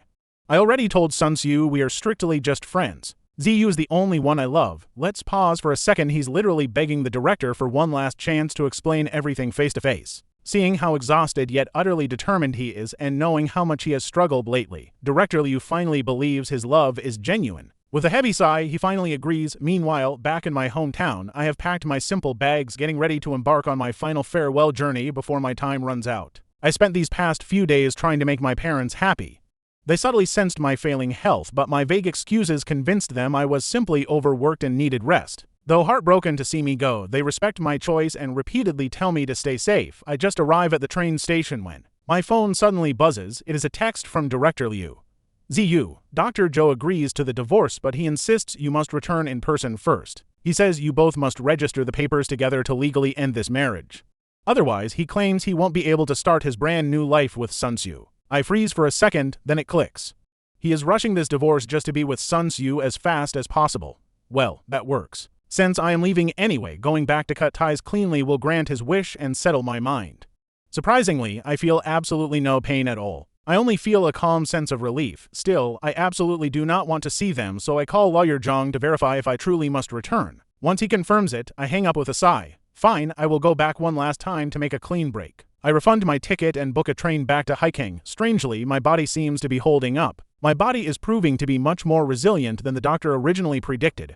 I have outlived my 1-month prognosis and actually feel stronger than before, though still very weak. At least I am not vomiting blood constantly. Maybe it is because of the divorce, which lifted a massive, heavy weight off my chest. My heart feels lighter. After a 7-hour journey, the train pulls into Haiking and Li Feng is there to pick me up. He stares at me in shock. You actually look better than last time. What is going on? Could they have misdiagnosed you? I smile and slide into the car. No way. How could they misdiagnose a terminal illness? Maybe my mind is just more relaxed lately. Joy reflects on the face. Then why are you even back to see him? Li Feng asks, starting the car. You should be traveling the world and enjoying life. Just finishing some paperwork, then I am gone, I reply, bucking my seatbelt. My tone is flat, but why did he suddenly agree so easily? I heard he was going crazy. Trust me, you and I need to see what happens next. Alright, let's dive into this wild story as Li Feng gossips while driving. Staring at the passing streets, my voice was dead calm as I explained that he was marrying Xiu and only needed our divorce papers. What? Li Feng slammed the steering wheel in shock, nearly hitting another car, absolutely furious that she still cared about that jerk. He pleaded with me to just stay home since he was not worth the effort, but honestly, I did not care anymore. I simply smiled. Going back one last time was better so I could cut old ties and owe him absolutely nothing. A clean break meant pure peace of mind. Not long after getting in the car, I received a text from Director Liu. He asked if I was back in Haiking and urged me to get checked at the hospital, but I refused. Knowing his relationship with Zixuan, there was no doubt Zixuan was waiting for me there, so I asked him to pass a message. Tell him to meet me at the Civil Affairs Bureau at 9 a.m. tomorrow so we can make this quick. Zixuan was standing right beside the doctor when that message arrived, and his hopeful heart instantly shattered into suffocating despair. Not wanting to bother the doctor further, Zixuan quickly agreed to the meeting and rushed back to our old home. He had spent his days reviewing every detail of our 5-year marriage, relying on memories and old photos I once shared. He searched online to buy back every single matching item and piece of decor I had sold before leaving. Trying his best to restore the apartment, he even prepared handwritten apology letters and clumsy attempts at cooking my favorite meals. He even took a long leave from the hospital, planning to stay by my side and care for me during my final days. Now pay attention here. He showed up completely empty-handed, proving he had zero intention of divorcing. I asked him why he brought nothing if we were divorcing, my cold tone mirroring exactly how he used to treat me. Knowing I had so little time left, my freezing words pierced his heart like a knife, making him shiver in pain. He was devastated that our reunion immediately started with divorce, but as he looked at me, he noticed my pale state. Although I clearly looked sick, I was doing much better than I did in that heartbreaking video I left behind. His emotions were incredibly messy, wondering if leaving him was my only cure as he softly asked how I had been. I gave him a cold, empty smile, replying that I was doing just fine as he watched me cautiously. You and I both know that hurt. My words hit his chest like a massive, crushing boulder. Every single word he had rehearsed died in his throat, and he desperately wanted to hug me and beg for forgiveness. He wanted to plead with me to stay, but an invisible canyon now separated our hearts even as we stood face to face. He lowered his head and muttered with a trembling voice that he forgot his identity card and registration papers. He asked me to go back home with him to find them, but I scoffed, telling him we are not kids anymore. His excuses were pathetic, and I told him to stop playing games because I had no time to waste on him. Seeing my cold indifference shattered his heart, forcing him to abandon all the romantic surprises he had carefully planned. Instead, he spoke with raw, desperate honesty, insisting it was not a lie and that he truly could not find them. He pleaded with me to help, pointing out that I was always the one who organized all our important paperwork. It was actually true, since I handled every single household chore while he did not even know how to pay the bills. Looking at his red, teary eyes and desperate begging, my heart softened slightly, so I agreed to help him one last time. I turned to hail a cab, but he quickly followed, asking me to ride in his car instead, and I did not object. The atmosphere inside the car was suffocatingly tense, and unable to bear the silence, he finally tried to break it. He asked with deep worrying if I was taking my medication, but I coldly told him it was none of his business. I kept my eyes fixed on the window as his crushing disappointment and sadness filled the entire car. He gripped the steering wheel, his voice shaking as he explained that he had consulted a lawyer about our divorce. He said that even though the cooling-off period ended, we still both needed to show up to finalize the paperwork. He paused, adding that if he refused to show up, we would technically stay married forever. Watching my reaction in the mirror, he whispered that we do not have to do this, making me stare at him in surprise. I told him this was pointless since you was waiting for him, and I just wanted to live for myself now. My voice was completely exhausted as I reminded him that I had already signed over all our marital assets to him. I asked why he could not just let me go, but he shook his head in tears, crying out that it was not about money. And trust me, we are about to see if his regrets can ever fix this broken bond. Stick with me here. We are jumping right into a messy heartbreak. He chokes out, begging for one last chance to explain himself. It eats him alive that he never got to share his true feelings, or that she just walked away without giving him a single chance to hold on. His desperate pleas sound like a pathetic accusation, begging for mercy. But her heart is completely numb. She coldly tells him to save those words for his mistress. She completely shuts him down, leaving him speechless. He can't understand why the girl who once loved him more than life itself is now so cold. He panics, his voice cracking with pure desperation. He screams that he doesn't want a divorce, begging her to stay and let him make things right. He actually asks to start over just like that. A casual, effortless question designed to erase years of suffering with a single breath. He wants to wipe away 5 years of her agonizing devotion and near-fatal despair. But it makes no sense. His first love is finally single now. They are divorcing, giving him the perfect chance to be with his dream girl. So why is he suddenly turning back, begging her for a second chance? Her silence drives him into a panic. His eyes well up with tears as he desperately asks if she's still angry about his mistress. In a trembling voice, he blurts out an apology, admitting he was wrong to constantly hurt her over a ghost from his past. Now pay attention here. This is the moment things shift. He actually begs for her forgiveness. This proud, arrogant man has never bowed his head like this. She waited 5 long years for this apology. Now that they're finally signing the papers, it means absolutely nothing. She just offers a tired smile. She tells him she forgive him right after the divorce is finalized. He opens his mouth, completely speechless. All the energy drains from his body, leaving him looking like a lost, lonely child. He weakly asks if they really have to divorce. His voice is a fragile, quiet whisper, but she's exhausted and has absolutely no desire to play these emotional games anymore. Softening her tone but remaining firm, she sighs. She tells him that after 5 years, they at least owe each other a clean break. She's stepping aside so he can be with his first love, and in return, she just wants her freedom. Right now, her mind is set. She needs to sign the papers and walk away. Her time is running out, and she has a whole bucket list to experience all by herself. She has no time to waste on his empty, useless regrets. Suddenly, he snaps, raising his voice and crying out her name in pure desperation. He confesses that he lied about marrying his first love and that he's already cut ties with her to make things clear. He insists his old feelings are dead and that she is the only one who truly occupies his heart now. He begs her not to leave, finally spilling his raw emotions. But she's completely checked out and isn't buying a single word. Let's pause here. You and I know their marriage was a cold, miserable nightmare. Now that she's finally escaped, bruised and broken, he thinks a few sweet words will fix everything. She turns to look him dead in the eyes, her gaze totally icy. In a calm, brutal voice, she tells him he has zero credibility left. It's a simple sentence that completely crushes his soul. She used to believe every single word, every promise, and every look he gave her without hesitation. But he personally shattered that trust, killing every ounce of her love. Now, he's the one feeling his chest rip apart. He expected this rejection, but his desperation won't let him stop.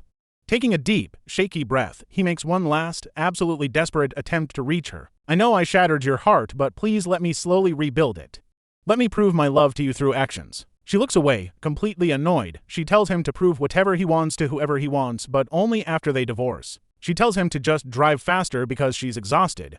Seeing her completely brick-walled, his heart drops into a cold void. He shuts up, terrified of pushing her too far and losing this final car ride together. The rest of the drive is dead silent. When they finally pull into their old apartment garage, she immediately gets out, giving him zero chance to speak. He is left sitting there, completely frozen. Feeling a heavy weight in his chest, he sighs and quietly follows her out of the elevator, stopping right in front of their old door. His hands shake nervously as he unlocks the door. He steps aside, his heart hammering against his ribs as he welcomes her inside. With a shaky, hopeful whisper, he says, "Welcome home." But as the door swings open, she instantly freezes in shock. She had cleared out all her belongings, but the living room looks exactly like the day she left, down to her favorite pillows on the couch. Her old mug sits on the table, and right in the middle of the dining area is a messy, homemade cake. Surrounding the cake are several poorly cooked home-style dishes. He looks at her, hoping she will notice his desperate effort. His eyes plead with her as he begs her not to leave. She stands in the doorway, staring blankly at this desperate, staged attempt to recreate their old life. Instead of being touched by this clumsy surprise, she just feels completely exhausted by the sheer absurdity of it all. She tells him to pack it up. Her voice is dead flat. She reminds him they are only here for legal papers and walks past him into the apartment. Slipping into her shoes, she asks where he even got all this stuff, knowing her actual belongings are safe with her parents. Her real belongings are safe at her parents' house, meaning everything here is just a cheap imitation. He stares at her, completely devastated by her ice-cold reaction. And that's where we leave them, with him finally realizing that 5 long years of cold neglect have ruined his chances forever. Trust me, karma always comes back around. Alright, you and I are diving into the final, heartbreaking collapse of a marriage that should have ended long ago. He finally whispers, admitting he tracked down every item online, matching her old photos and purchase history one by one. It was easy, he mumbles, his voice cracking and thick. People with tears. I took a long leave, so I had time. Because only this illusion keeps me going, making me believe you never left, holding on to just a tiny shred of hope. Hoping that maybe you'll just walk through that door again. Xiao Yu, I honestly don't know how to survive without you. This time, something actually shifts inside me, not out of love, but pure pity, pity for who I used to be. And pity for him now. 5 years ago, or even last year, seeing Zhou Zixuan do this would have made me ecstatic. I would have felt my pain finally paid off, but now. I have fought too hard to escape this hopeless, one-sided nightmare. I'm completely done wasting even a single second of my energy or emotion on this man. I give a cold, flat shrug. Keep it if you want. You can throw it away later. You will get used to it. I walk straight into the bedroom to grab my ID and household register. I know exactly where they are, a small locked drawer. Zhou Zixuan stands frozen at the door, watching me walk away without a single shred of hesitation. The pain is suffocating him. Now, pay attention here. This is the exact moment he finally realizes who I actually am under all that patience. Endlessly forgiving, always gentle, constantly compromising, it turns out, during those 5 years. Every ounce of my patience, my sweet temper, and my gentle care was purely because I loved him. Only love made me swallow my anger, hide my sharp edges, and save my absolute warmest smiles just for him. But he was too selfish, taking every single bit of it for granted. Now that I am gone, he finally gets it. The gentle, endlessly patient Yang Xiaoyu is gone forever. Zhou Zixuan collapses, sliding down to crouch by the door. Tears stream down his face. He clamps a hand over his mouth to muffle his sobs, knowing this is his own fault. Since he put the apartment back together, finding my documents is easy. I grab them from the drawer and walk out. I immediately spot him slumped by the door, his shoulders shaking and his face completely red from crying. I scowl. What is this new act? Begging did not work, so now he is playing victim for sympathy. I walk over. Are you sick? I ask coldly. If he is faking to stall, I am leaving immediately. No, he stammers, wiping his face. He forces himself up, squeezing out a pathetic, shaky smile.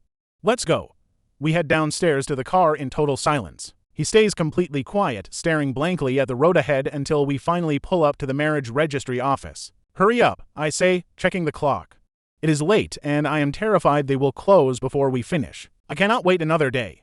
I grab his hand and pull him inside, my warm palm touching his. The touch makes him freeze. He remembers how eager I was when we first came here to get married. Back then, I was terrified he would change his mind, dragging him inside with a tight, desperate grip. My face shone with pure, uncontrollable joy, somehow chasing away all his deep fears of commitment. He realizes far too late that even back then, I had already carved a permanent space in his heart. You and I both know how tragic this is. Same steps, same hands, but the love is completely dead. Like a hollow puppet, he lets me drag him through the paperwork and photos. Signing forms, pressing fingerprints. Finally, those bright red divorce certificates are placed in our hands. I let out a massive sigh of relief, my tense shoulders dropping as a genuine smile returns to my face. Finally, I whisper, staring at the paper in my hands, unable to hide the faint smile on my lips. I am truly free. Zhou Zixuan stares at my certificate, shattered by the unfiltered joy on my face. His heart feels violently ripped out, leaving him breathless. Yet, a crazy new obsession starts growing in his mind. It spreads like wildfire. If I hated being married to him this much, fine. Let this marriage die. But just because the marriage is over, it does not mean our story has to end here. A fresh start? He hardens his resolve and suddenly calls out to me as I turn to leave, Xiaoyu. Since the paperwork is finally finished, I am in a great mood. I turn back with a surprisingly calm expression. He takes a deep breath, looking straight at me. Let us start over. Wait, what, did I hear him right? I stare at him in pure shock. Are you insane?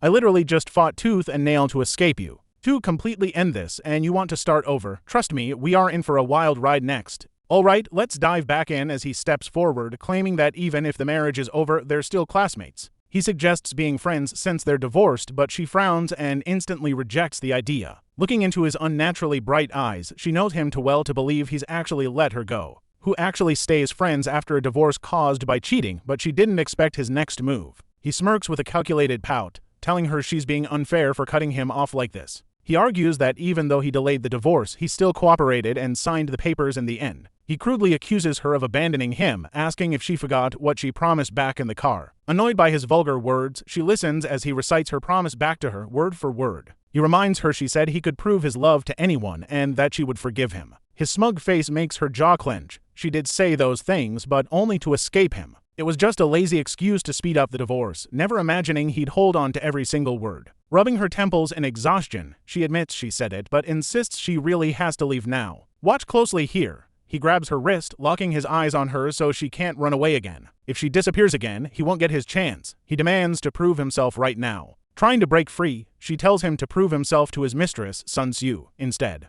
His grip tightens. He fiercely claims his mistress is just a sister and he only cares about her. Whether he's an ex-husband or a classmate, he argues that their deep bond cannot be denied. He asks if it's wrong to prove his love, pleading with her not to break her promise. He stares into her eyes, testing her limits to see if she back down from her word. Left speechless, she mutters that while he's free to try, she doesn't have to accept his feelings. Now that they are legally divorced, her overall attitude toward him has softened quite a bit. Sensing this subtle shift in her voice, his eyes instantly light up with a spark of hope. Relaxing his stance, he smoothly tells her that he won't block her way if she wants to leave. He finally lets go of her arm but still blocks her path, demanding her new contact information. I know what you're thinking, but he's completely cornered her into giving up her contact info. He's dead serious, knowing his stubborn personality. He'll never let her leave without getting what he wants. Exhausted and desperate to escape his constant pestering, she realizes she has no choice but to give in. She pulls out her phone and warns him strictly that she block him if he harasses her. Any weird messages or spam will get him deleted instantly, as they are strictly classmates now. He eagerly agrees and whips out his phone, his sudden compliance making her feel slightly uneasy. Suspecting he might have an ulterior motive, she still reluctantly adds his new social media account. The second it's done, she turns to leave, but he trails right behind her, talking non-stop. He rattles off rules, demanding she promise not to delete him or ignore his messages ever again. He tells her she can't ignore him, leaving her wondering if these are rules for classmates or lovers. Back when she was chasing him, she never dared to demand this much. It is incredibly ironic. Eager to escape, she hails a cab, jumps inside, and gives the driver her friend's address. Looking through the rearview mirror, she sees him waving from the curb, his face unreadable. Yet his eyes shine with absolute confidence. After 5 years of marriage, she knows him too well. He doesn't want to be classmates, he's trying to win her back under a different label. Once she would have been deeply moved, but her heart is completely dead to him now. With her terminal illness, she'd be leaving this city soon anyway, so his pursuit doesn't matter. She's divorced and gave up the assets so he can move on. This clean break is enough. Exhausted, she goes to her friendly Feng's place to celebrate, but he refuses to let her party. Instead, he insists on dragging her to the hospital for a checkup, ignoring her protests. And that's where we leave it. Trust me, you'll want to see what the doctor reveals next. Alright, you and I are jumping right into a moment where our main character is dragged to the hospital by a friend who even took a day off to make sure he doesn't slip away. He was absolutely determined to stand guard until every single medical checkup was finished. I sat there on the hallway bench, trying to tell him that he really didn't need to babysit me. As I watched the patients passing by, I joked that I was already at the hospital, so where could I possibly run? But Li Feng just gave me a look that said he didn't trust me at all. But right after that, his office called. Apparently, his department's system had suffered a massive crash, and he was the only programmer in the entire company who could actually fix it. His boss demanded he return immediately. Li Feng held his phone with a deeply conflicted face, looking back and forth between me and his screen, completely torn on what to do. I took the chance to persuade him, saying that his work was way more important and he should go.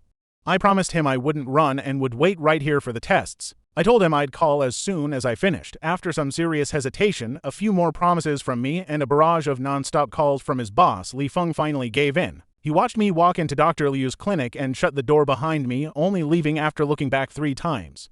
Once the door was fully closed, it was just me and Dr. Liu in the quiet room. I walked over and sat down. To be honest, I didn't lie to Li Feng. Even if he hadn't forced me to come today, I had already planned to visit Dr. Liu one last time before leaving. If it hadn't been for Dr. Liu constantly checking up on me and adjusting my medication over the past month, I probably wouldn't have even survived the painful divorce cooling-off period. Dr. Liu looked up, surprised and pleased to see me.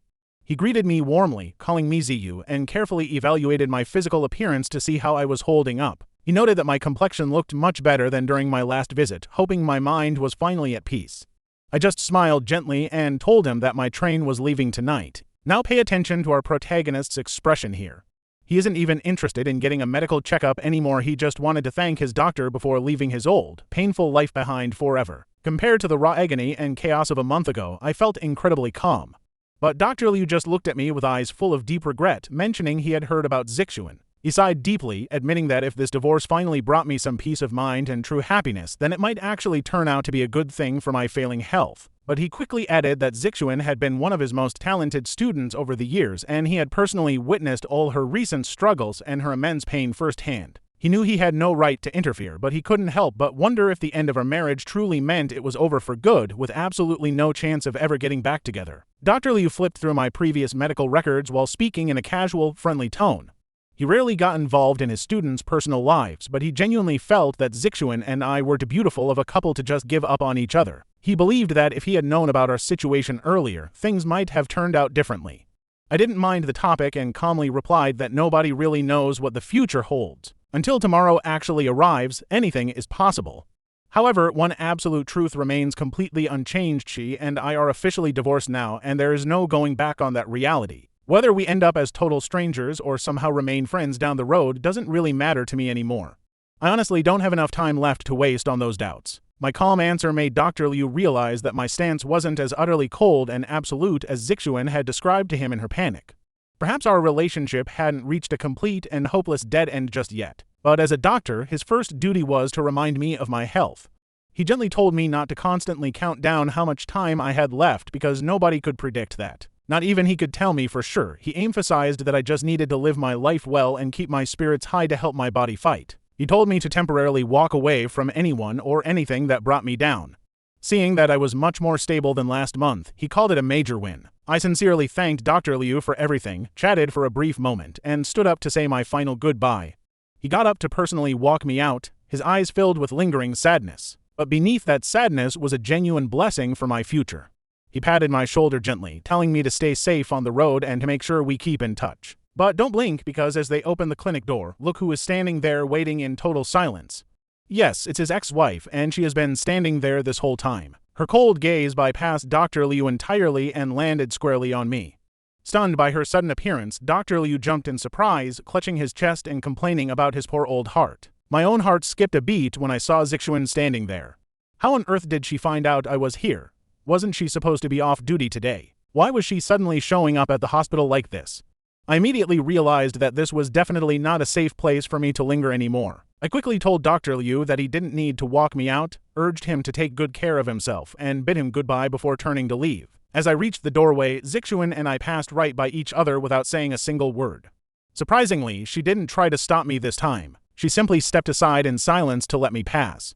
I picked up my pace, walking straight toward the elevator, but when I finally reached the hospital entrance, I couldn't help but look back. That was when I noticed Zixuan was still there, quietly following me from a short distance away, keeping her pace perfectly matched to mine. Helpless, I finally stopped walking, turned around to face her, and asked why she was still following me. Zixuan quickly closed the remaining distance between us, her expression completely unreadable and calm. She spoke in a very calm, quiet voice, saying it was nothing special. She just wanted to experience exactly what I had felt all those years ago. I asked her what she meant. She slightly tilted her head, looking lost in her thoughts, and said it was the feeling of having your entire world revolve around just one person. How you would instinctively follow them around, finding complete happiness in just watching their back from a distance. Her sudden words left me absolutely speechless, completely unsure of how to respond. While I stood there trying to find my words, Zixuan stepped forward to walk side by side with me, her voice incredibly soft as she continued. She said she remembered how, back in college, I would always show up near her classroom right after evening self-study ended, quietly following her all the way back to her dormitory under the cover of night. She laughed, admitting she originally thought I was some creepy stalker and almost reported me to campus security. A nostalgic smile played on her lips as she recalled realizing that I was only trying to walk her home and see her for just a few more moments. We shared so many memories from those days now. As she brought them up one by one, there was no trace of her usual coldness anymore, replaced instead by a rare, gentle warmth and deep regret. Those forgotten moments from our past began to flicker before my eyes like scenes from an old, dusty film roll, stirring up deep emotions that I honestly thought had long since faded away. And as she counts all the sweet things she once did, you and I can see the cracks in her resolve. Trust me, this emotional roller coaster is just getting started. You and I are starting with a guy remembering every little detail, like making ginger tea when she was sick. If she mentioned a book, he would bring it next time. All these little details she assumed he never noticed. Turns out he remembered everything, but hearing him cherish these memories now just felt incredibly bitter to her ears. It was just a painful history. Enough. What do you actually want? Just say it, I snapped. I'm leaving. Joe. Zixuan stopped and stared at me with intense seriousness. Where are you going? I will drive you. Speak up or I'm calling a cab, I frowned. All I want is to drive you. He looked at me stubbornly. We are old classmates meeting at a hospital. Is a ride home really too much? Yesterday you promised you would not push me away like this. How can you break your word, suddenly? He kept rambling about how sweet and honest I used to be. His nagging drove me crazy. I just wanted out. I finally gave in. Fine, I agree. Just go pull your car around. His eyes lit up. Do not run off. Promise me, classmate. He warned me 3 times before leaving. Then he headed to the parking lot. Of course I would run. I immediately stepped out to hail a cab. But here is the catch: not a single empty cab was in sight, almost like the universe was playing a joke. Seeing his car approaching, I quickly ducked my head and hurried down the sidewalk toward the next intersection. Xiao Yu, I knew you would run. A familiar horn honked, and there he was, rolling down his window. Pacing me slowly, his face showed a mix of knowing smugness and slight disappointment. Get in, classmate. He stopped, sighing. I finally pulled the door open and climbed inside. Where to? He asked. Just drive, I snapped. But he grinned like I had just whispered sweet nothings to him. Xiao Yu, does this mean you want to spend more time with me? I ignored him, staring blankly out the window. So annoying. Li Feng's place, I muttered, giving the address. And do not say another word. Let me think or I will jump out. The threat worked and he finally shut up. He drove in silence but agonizingly slow. It felt like he was intentionally trying to drag out the ride, just to be near me. I did not bother calling him out. We would arrive eventually, just like our marriage. No matter the delays, our final split was inevitable. Soon, a quiet drowsiness washed over me. Now, I know what you are thinking, but in that heavy silence, he suddenly spoke up with absolute seriousness. Xiao Yu, your illness. Director Liu and I reviewed your files, and we agree your situation is not hopeless. It is not as terrible or final as you think. If you cooperate and stay positive during treatment, we can manage it, extend your life, maybe even find a cure. His tone was incredibly earnest. My illness had become his obsession. He spent days and nights researching cases, desperately seeking a solution. A doctor's worst nightmare is watching the person they love suffer while feeling completely powerless to save them. He refused to accept that helpless fate. He finally woke up, and he could not let me surrender. How could he let me die when he wanted a future together? This was his real motive all along. But I had already accepted my fate. Ever since the diagnosis, I spent my days cutting ties and preparing. I arranged my affairs and parents. No need, I whispered calmly, staring outside. My remaining time is enough to visit a few places on my bucket list. Not enough. Not nearly enough. Hearing me give up, his voice cracked with sudden, desperate panic. Our country is massive. You have so much to see.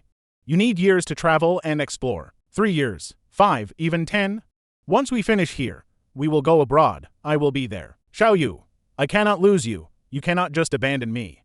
His frantic words choked up with tears. I understood his pain, but my heart was a dry well, no ripples left. We are divorced. I looked at his bloodshot eyes, my voice staying flat. I owe you absolutely no obligation, no. You must get treatment, he practically screamed, then quickly softened his voice, his crying tone breaking. If not as a husband, then as a classmate or a friend. What classmate duty is that? The duty to survive. He grabbed my arm, fingers trembling.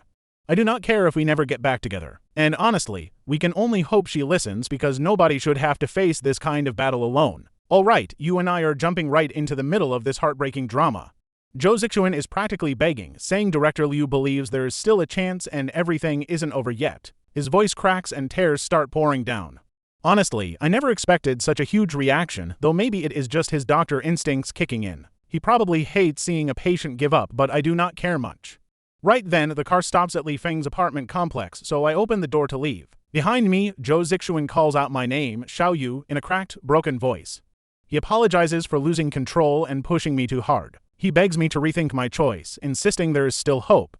Then, wiping his tears, he suddenly remembers something else. He asks if Sun Xiu can add my contact info to talk. Hearing how incredibly cautious and hesitant he sounds, and seeing his red, teary eyes, I completely understand the desperate, fragile hope he is holding on to right now. For the past 5 years, that was exactly how I felt. Maybe knowing I am dying makes me softer, or maybe I have just finally let it all go. I cannot stay angry anymore. Besides, Sun Xiu never actually did anything wrong to me. I stay silent for a few seconds, before finally giving a soft nod. I head back to Li Feng's apartment, but he is still out. I just put down my bags. Suddenly, my phone buzzes. Now watch this. It is a friend request from Sun Xiu himself, asking if we can talk. He says he has some things on his mind. Seeing his name pop up again brings back a wave of complicated emotions. I do not actually hate him. If anything, we are both victims of the same mess.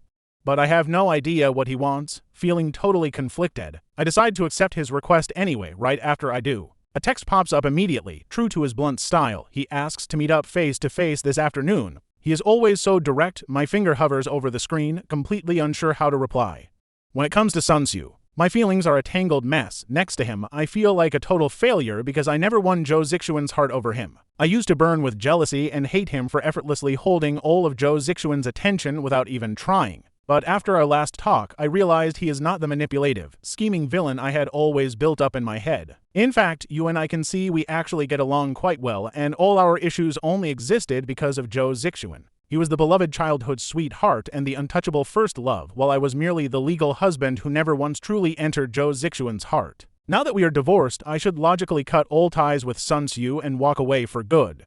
Yet, for some strange, unexplainable reason, a part of me actually wants to meet him and hear what he has to say. Since my train does not leave until tonight, I actually have time. After thinking for a moment, I send a text. I tell him to pick the spot. He quickly sends over a location, and later that afternoon, I arrive at the restaurant. It is a peaceful, cozy little place with very few people. Sun Xiu is already there, waiting by a window. He immediately stands up and gives me a tentative, apologetic smile. It has been a while since we last spoke, and he honestly looks quite different now. The sharp, prideful edge he had before is gone, replaced by a quiet maturity. We take our seats and order our food. The air is thick, people with awkward silence since we barely know each other, but thankfully, he is the one to break the ice. He tightly grips his glass, tensing his knuckles.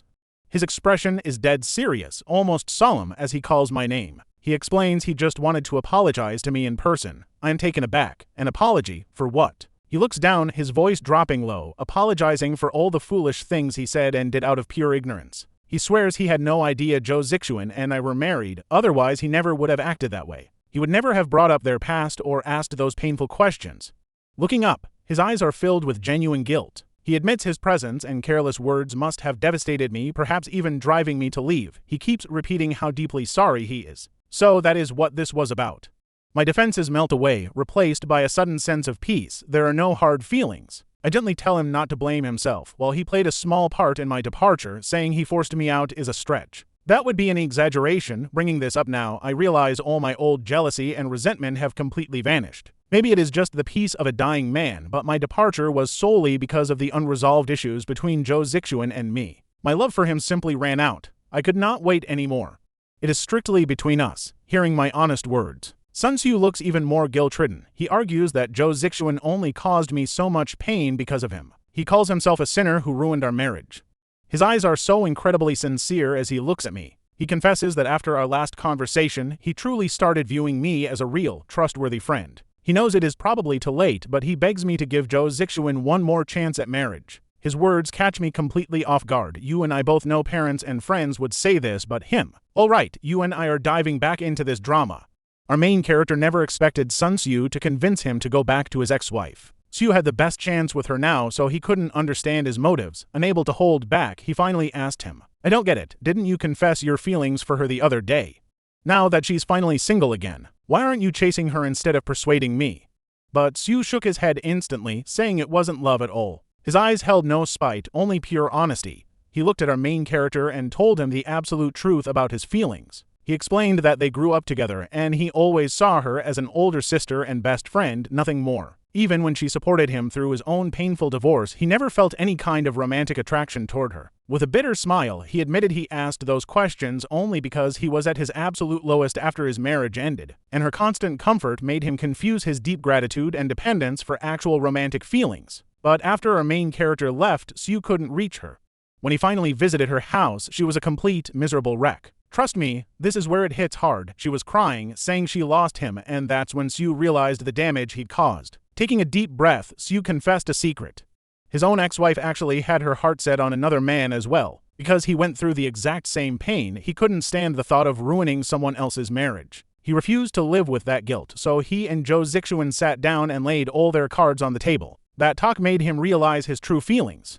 What he felt for her was never romantic love, but just deep friendship. She felt the exact same way and had let go long ago. They were just friends, pure and simple. With clear, sincere eyes, Tzu looked at him, begging him to believe that their bond would always remain completely platonic. He insisted that she had loved our main character all along, but she simply realized it way too late. Those words sent shockwaves through our main character's heart. He never knew there was such a different side to the story. But even if Tzu was telling the absolute truth, it changed nothing. His resolve to divorce remained completely unshaken. There's no simple right or wrong in love, but only the person suffering knows how agonizing the pain actually is. Even if Jo Zixuan never loved Tzu, did she ever love our main character during those 5 long years of marriage? You and I both know if she loved him even a little, he would have felt it. Facing Tzu's hopeful eyes, he just stayed silent. After a long pause, he finally spoke up, saying he understood Tzu's feelings but could never agree to his request. He had loved her from the very first moment, spending 5 years believing he absolutely could not live without her. But looking into Tzu's eyes with a hollow expression, he explained that Tzu's presence alone wasn't the main issue. One person couldn't kill his love. It was the 1800 long days and nights of pure, crushing despair. The constant neglect, the broken promises, and the countless times she abandoned him to rush over to Tzu. Those small, everyday slights slowly piled up, eventually forming a massive boulder that crushed their marriage completely. So it was never Tzu's fault. Even without him, their marriage was doomed to collapse from some other trigger eventually. The end with Jo Zixuan was inevitable. Tzu had been honest with him, so he returned to that exact same honesty. Tzu fell completely silent. Our main character gently reminded him of his terminal illness, saying they were very different. With so little time left, he only wanted to live his remaining days on his own terms without compromises. But Tzu's life was still long, and this painful divorce was just a temporary storm on his path. His future was still incredibly bright, so he didn't need to hold on to any guilt or blame himself. He just needed to move forward and embrace his own beautiful future. He patted Tzu's shoulder gently, telling him to live happily as a favor to him and never look back. Sue seemed to understand the heavy meaning behind those words. For the rest of dinner, they completely avoided talking about marriage or heartbreak. Instead, like two old friends, they laughed and chatted about life and the future. When it was time to say goodbye, Sue looked at him sincerely and told him to take care. He wished him peace wherever he went, and with a soft smile, our main character turned and walked away. Sue stood frozen in place, watching his departing figure fade into the distance for a long time. His face was blank, but his eyes showed he had finally let go of a heavy, exhausting burden. And here's the ultimate twist. He pulls out a hidden microphone, knowing Jo Zixuan had been listening to everything. After a heavy silence, Sue finally spoke into the tiny microphone, calling out to her. She softly asks if he is okay. On the other end, a long, heavy silence follows. Finally, Zixuan's cracking voice comes through. He warmly thanks her, admitting he would have never known the truth without her help. He never would have heard what was truly in his heart. Sue sighs, saying it is really nothing. He helped her escape her own dark days, so she had to help, but his resolve is incredibly firm. Now, you might be wondering if she still has a shot. Honestly, even she has no idea right now. Her emotions are a total mess. She stubbornly believed he left only because of her past with Sue. But after finally hearing his raw, honest words, the painful truth hits her like a truck. She never truly understood him, and the wounds she inflicted were far deeper than she realized, but is it too late to fix? Refusing to give up, she falls silent for so long that Sue thinks she hung up. Then, she finally speaks softly. Her voice is incredibly firm. She loves him and only wants his remaining days to be free from pain. She wants him healthy and happy, even if she is no longer a part of his future. She is completely fine with that. As long as he is happy, she has no regrets because she tried. Her final words are quiet but packed with absolute determination. Hearing this, Sue is deeply moved and smiles in relief. Pay close attention here. She tells her to go for it, promising her full support no matter the storm. What if they fail? It is just a temporary setback. As long as they keep moving forward, it will pass. The only goal is to live without regrets. Zixuan agrees with quiet determination, hangs up, and gets ready. It is time to face her true love. Meanwhile, our main character bids farewell to his friend and heads to the airport. He is starting his final bucket list journey, fully aware he might take his last breath somewhere far from home. Maybe he will make it back to his parents, but he has no obsession with dying at home. He just wants to explore during his final days and see as much of the world as possible. Letting fate decide his final resting place, he checks in, clears security, and heads to the departure lounge. Feeling unusually peaceful, his terminal illness is not acting up. He takes a window seat as passengers continue boarding. Looking out at the vast runway and the beautiful blue sky, he believes incredible things are waiting for him. With his broken body and limited time left, he is ready to embrace whatever new experiences lie ahead. Suddenly, his phone buzzes with a text from his friend. It is a photo asking if he is seeing things. I know what you are thinking, an ex-wife at the airport. Yes, and his heart instantly skips a beat. He opens the picture. Even though it is just a passing figure, he knows her so well he recognizes her instantly. The photo was definitely taken here, just minutes after his friend left. A sudden wave of deep dread washes over him. Is this woman seriously stalking him again? He quickly texts back, asking when the photo was taken. His friend replies that he saw her in the parking lot. That means she might be on his exact flight. He immediately stands up and scans the lounge. If she is really on this flight, she must be on board. Since she is nowhere in sight, he assumes it is just a coincidence and she is taking a different flight. Relieved, he sits back down and closes his eyes. But then, the sharp click of high heels rapidly approaches. The steps stop right next to him. A familiar perfume fills the air and a voice gasps in mock surprise. He freezes, reluctantly opening his eyes. Sure enough, there she is, standing right over him with a flushed face. She is completely out of breath from running, but her eyes shine with excitement. She finally caught up to him. A coincidence? Who is she kidding? He knows she hates being late, and that photo proved everything. He calmly points out the massive hole in her story. She just blinks at him. Smiling playfully, she asks if he still cares about her, even teasing him about getting back together. Her words leave him completely speechless. The plane begins to taxi, cutting them off from the world below. They will be in the air for hours. The good news, nobody can bother him. The bad news is that the one person who annoys him most is sitting right beside him, refusing to leave him alone. Surprisingly, the flight is actually peaceful. She stays quiet, completely avoiding any dramatic tearful apologies or talk of getting back together. She mostly stares out at the clouds, rests, or quietly steals glances at him when he is not looking. And that is where we leave them, acting like old friends. Trust me, this story is far from over. Alright, you and I are watching him slowly stop pushing his ex away. At least having company beats being lonely. But he still can't figure out how Jo Zixuan always manages to track his exact location. Once is a fluke, right? But 3 or 4 times, that is pure calculation. Jo Zixuan has been sticking to him like glue for a whole week, wherever he goes. He He always shows up right after he arrives, acting all surprised and pulling the classic old classmate card. It is honestly hilarious. He used those exact same tricks to chase Jo Zixuan for 10 years back then. Now that the tables are turned, it is total karma. Even though Jo Zixuan promised not to bring up getting back together, seeing that familiar face every single day makes him feel like they never even split. It is messing with his head, and he finally snaps. In the courtyard of an old inn, he corners Jo Zixuan right before another accidental run-in, demanding the truth. How does he track him down every single time? Jo Zixuan just blinks innocently and says it is simple. He just points a finger up at the sky. Frowning, he asks what that means, and Jo Zixuan says it is fate. Smiling like a sly fox, Jo Zixuan tells him to accept it. When asked why he is not working, he casually says he quit. He looks at him with total sincerity, saying work does not matter because his whole world is standing right in front of him. He claims destiny cannot be fought, giving our main character a massive headache. He cannot take this stubborn attitude anymore. He wants to spend his remaining days in peace. So, looking him dead in the eye, he decides to challenge this so-called destiny. He proposes a bet. Jo Zixuan's eyes light up instantly as he leans in, asking what the stakes are. The plan is simple. Since he claims it is destiny, they will both leave their phones behind this time. With only a transit card and some change, they will wander the city until the last subway train tonight. If they cross paths in the exact same train carriage, he will believe in this crazy fate. He raises an eyebrow, asking what the winner gets. Whoever wins gets one wish, and the loser must agree completely, cooperating with absolutely zero complaints. Jo Zixuan is thrilled, grinning from ear to ear. He makes him promise not to back out, and he agrees. If Jo Zixuan wins, he wants him to go back home. His eyes are completely serious. He wants him to get proper medical treatment and fight his illness, rather than asking for remarriage. Feeling a sense of relief, he nods. It is a deal. He tries to state his own terms, but Jo Zixuan cuts him off, confident he is bound to win anyway. Now, pay attention here because this challenge is practically impossible. A massive city, dozens of train lines, hundreds of stations, and absolutely no way to communicate. They are relying purely on a miracle chance encounter. The odds are worse than winning the lottery. Minutes later, they meet in the lobby to make sure they are clean. No phones, no smartwatches, just transit passes and loose change. The game is officially on. They walk into the nearest station together.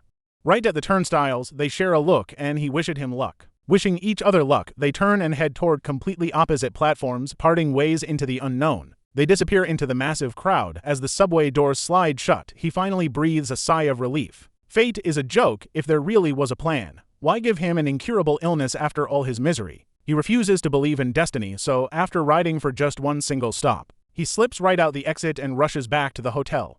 His bags are already packed, and checkout is a breeze. But let's think about this. In a massive transit system, there are millions of ways to miss each other. They are simply walking different paths now. This entire bet was just a beautiful illusion from the very start. He grabs his suitcase, heads down to the front desk, and asks to check out, but then the receptionist stops. She looks up and asks if he is Mr. Young from room 1206. She smiles, telling him that his wife booked a private car to take him to the airport. The driver is waiting outside, so he can go ahead and head out. Her words make his brain completely freeze. He repeats the word wife in disbelief as she smiles and points a finger toward the hotel's front entrance. With a terrible feeling growing in his chest, he walks out toward the parked black business car. He rushes over, yanks the back door open, and there is Jo Zixuan sitting comfortably in the back seat. He stares in absolute shock, accusing him of cheating, barely able to form a coherent sentence. And that's where we leave it. With a gentle smile, Jo Zixuan softly says, "Ziyu, I knew you'd run. You and I can feel the tension." I stood there speechless, finally accusing him of cheating because how else did he know I'd check out of my hotel? But watch closely here because instead of answering, he just pulls out a brand new, unused subway card from his bag. He hands it over with a gentle look, saying if he could cheat to keep me safe and by his side forever, he'd do it. Honestly, my heart just melted.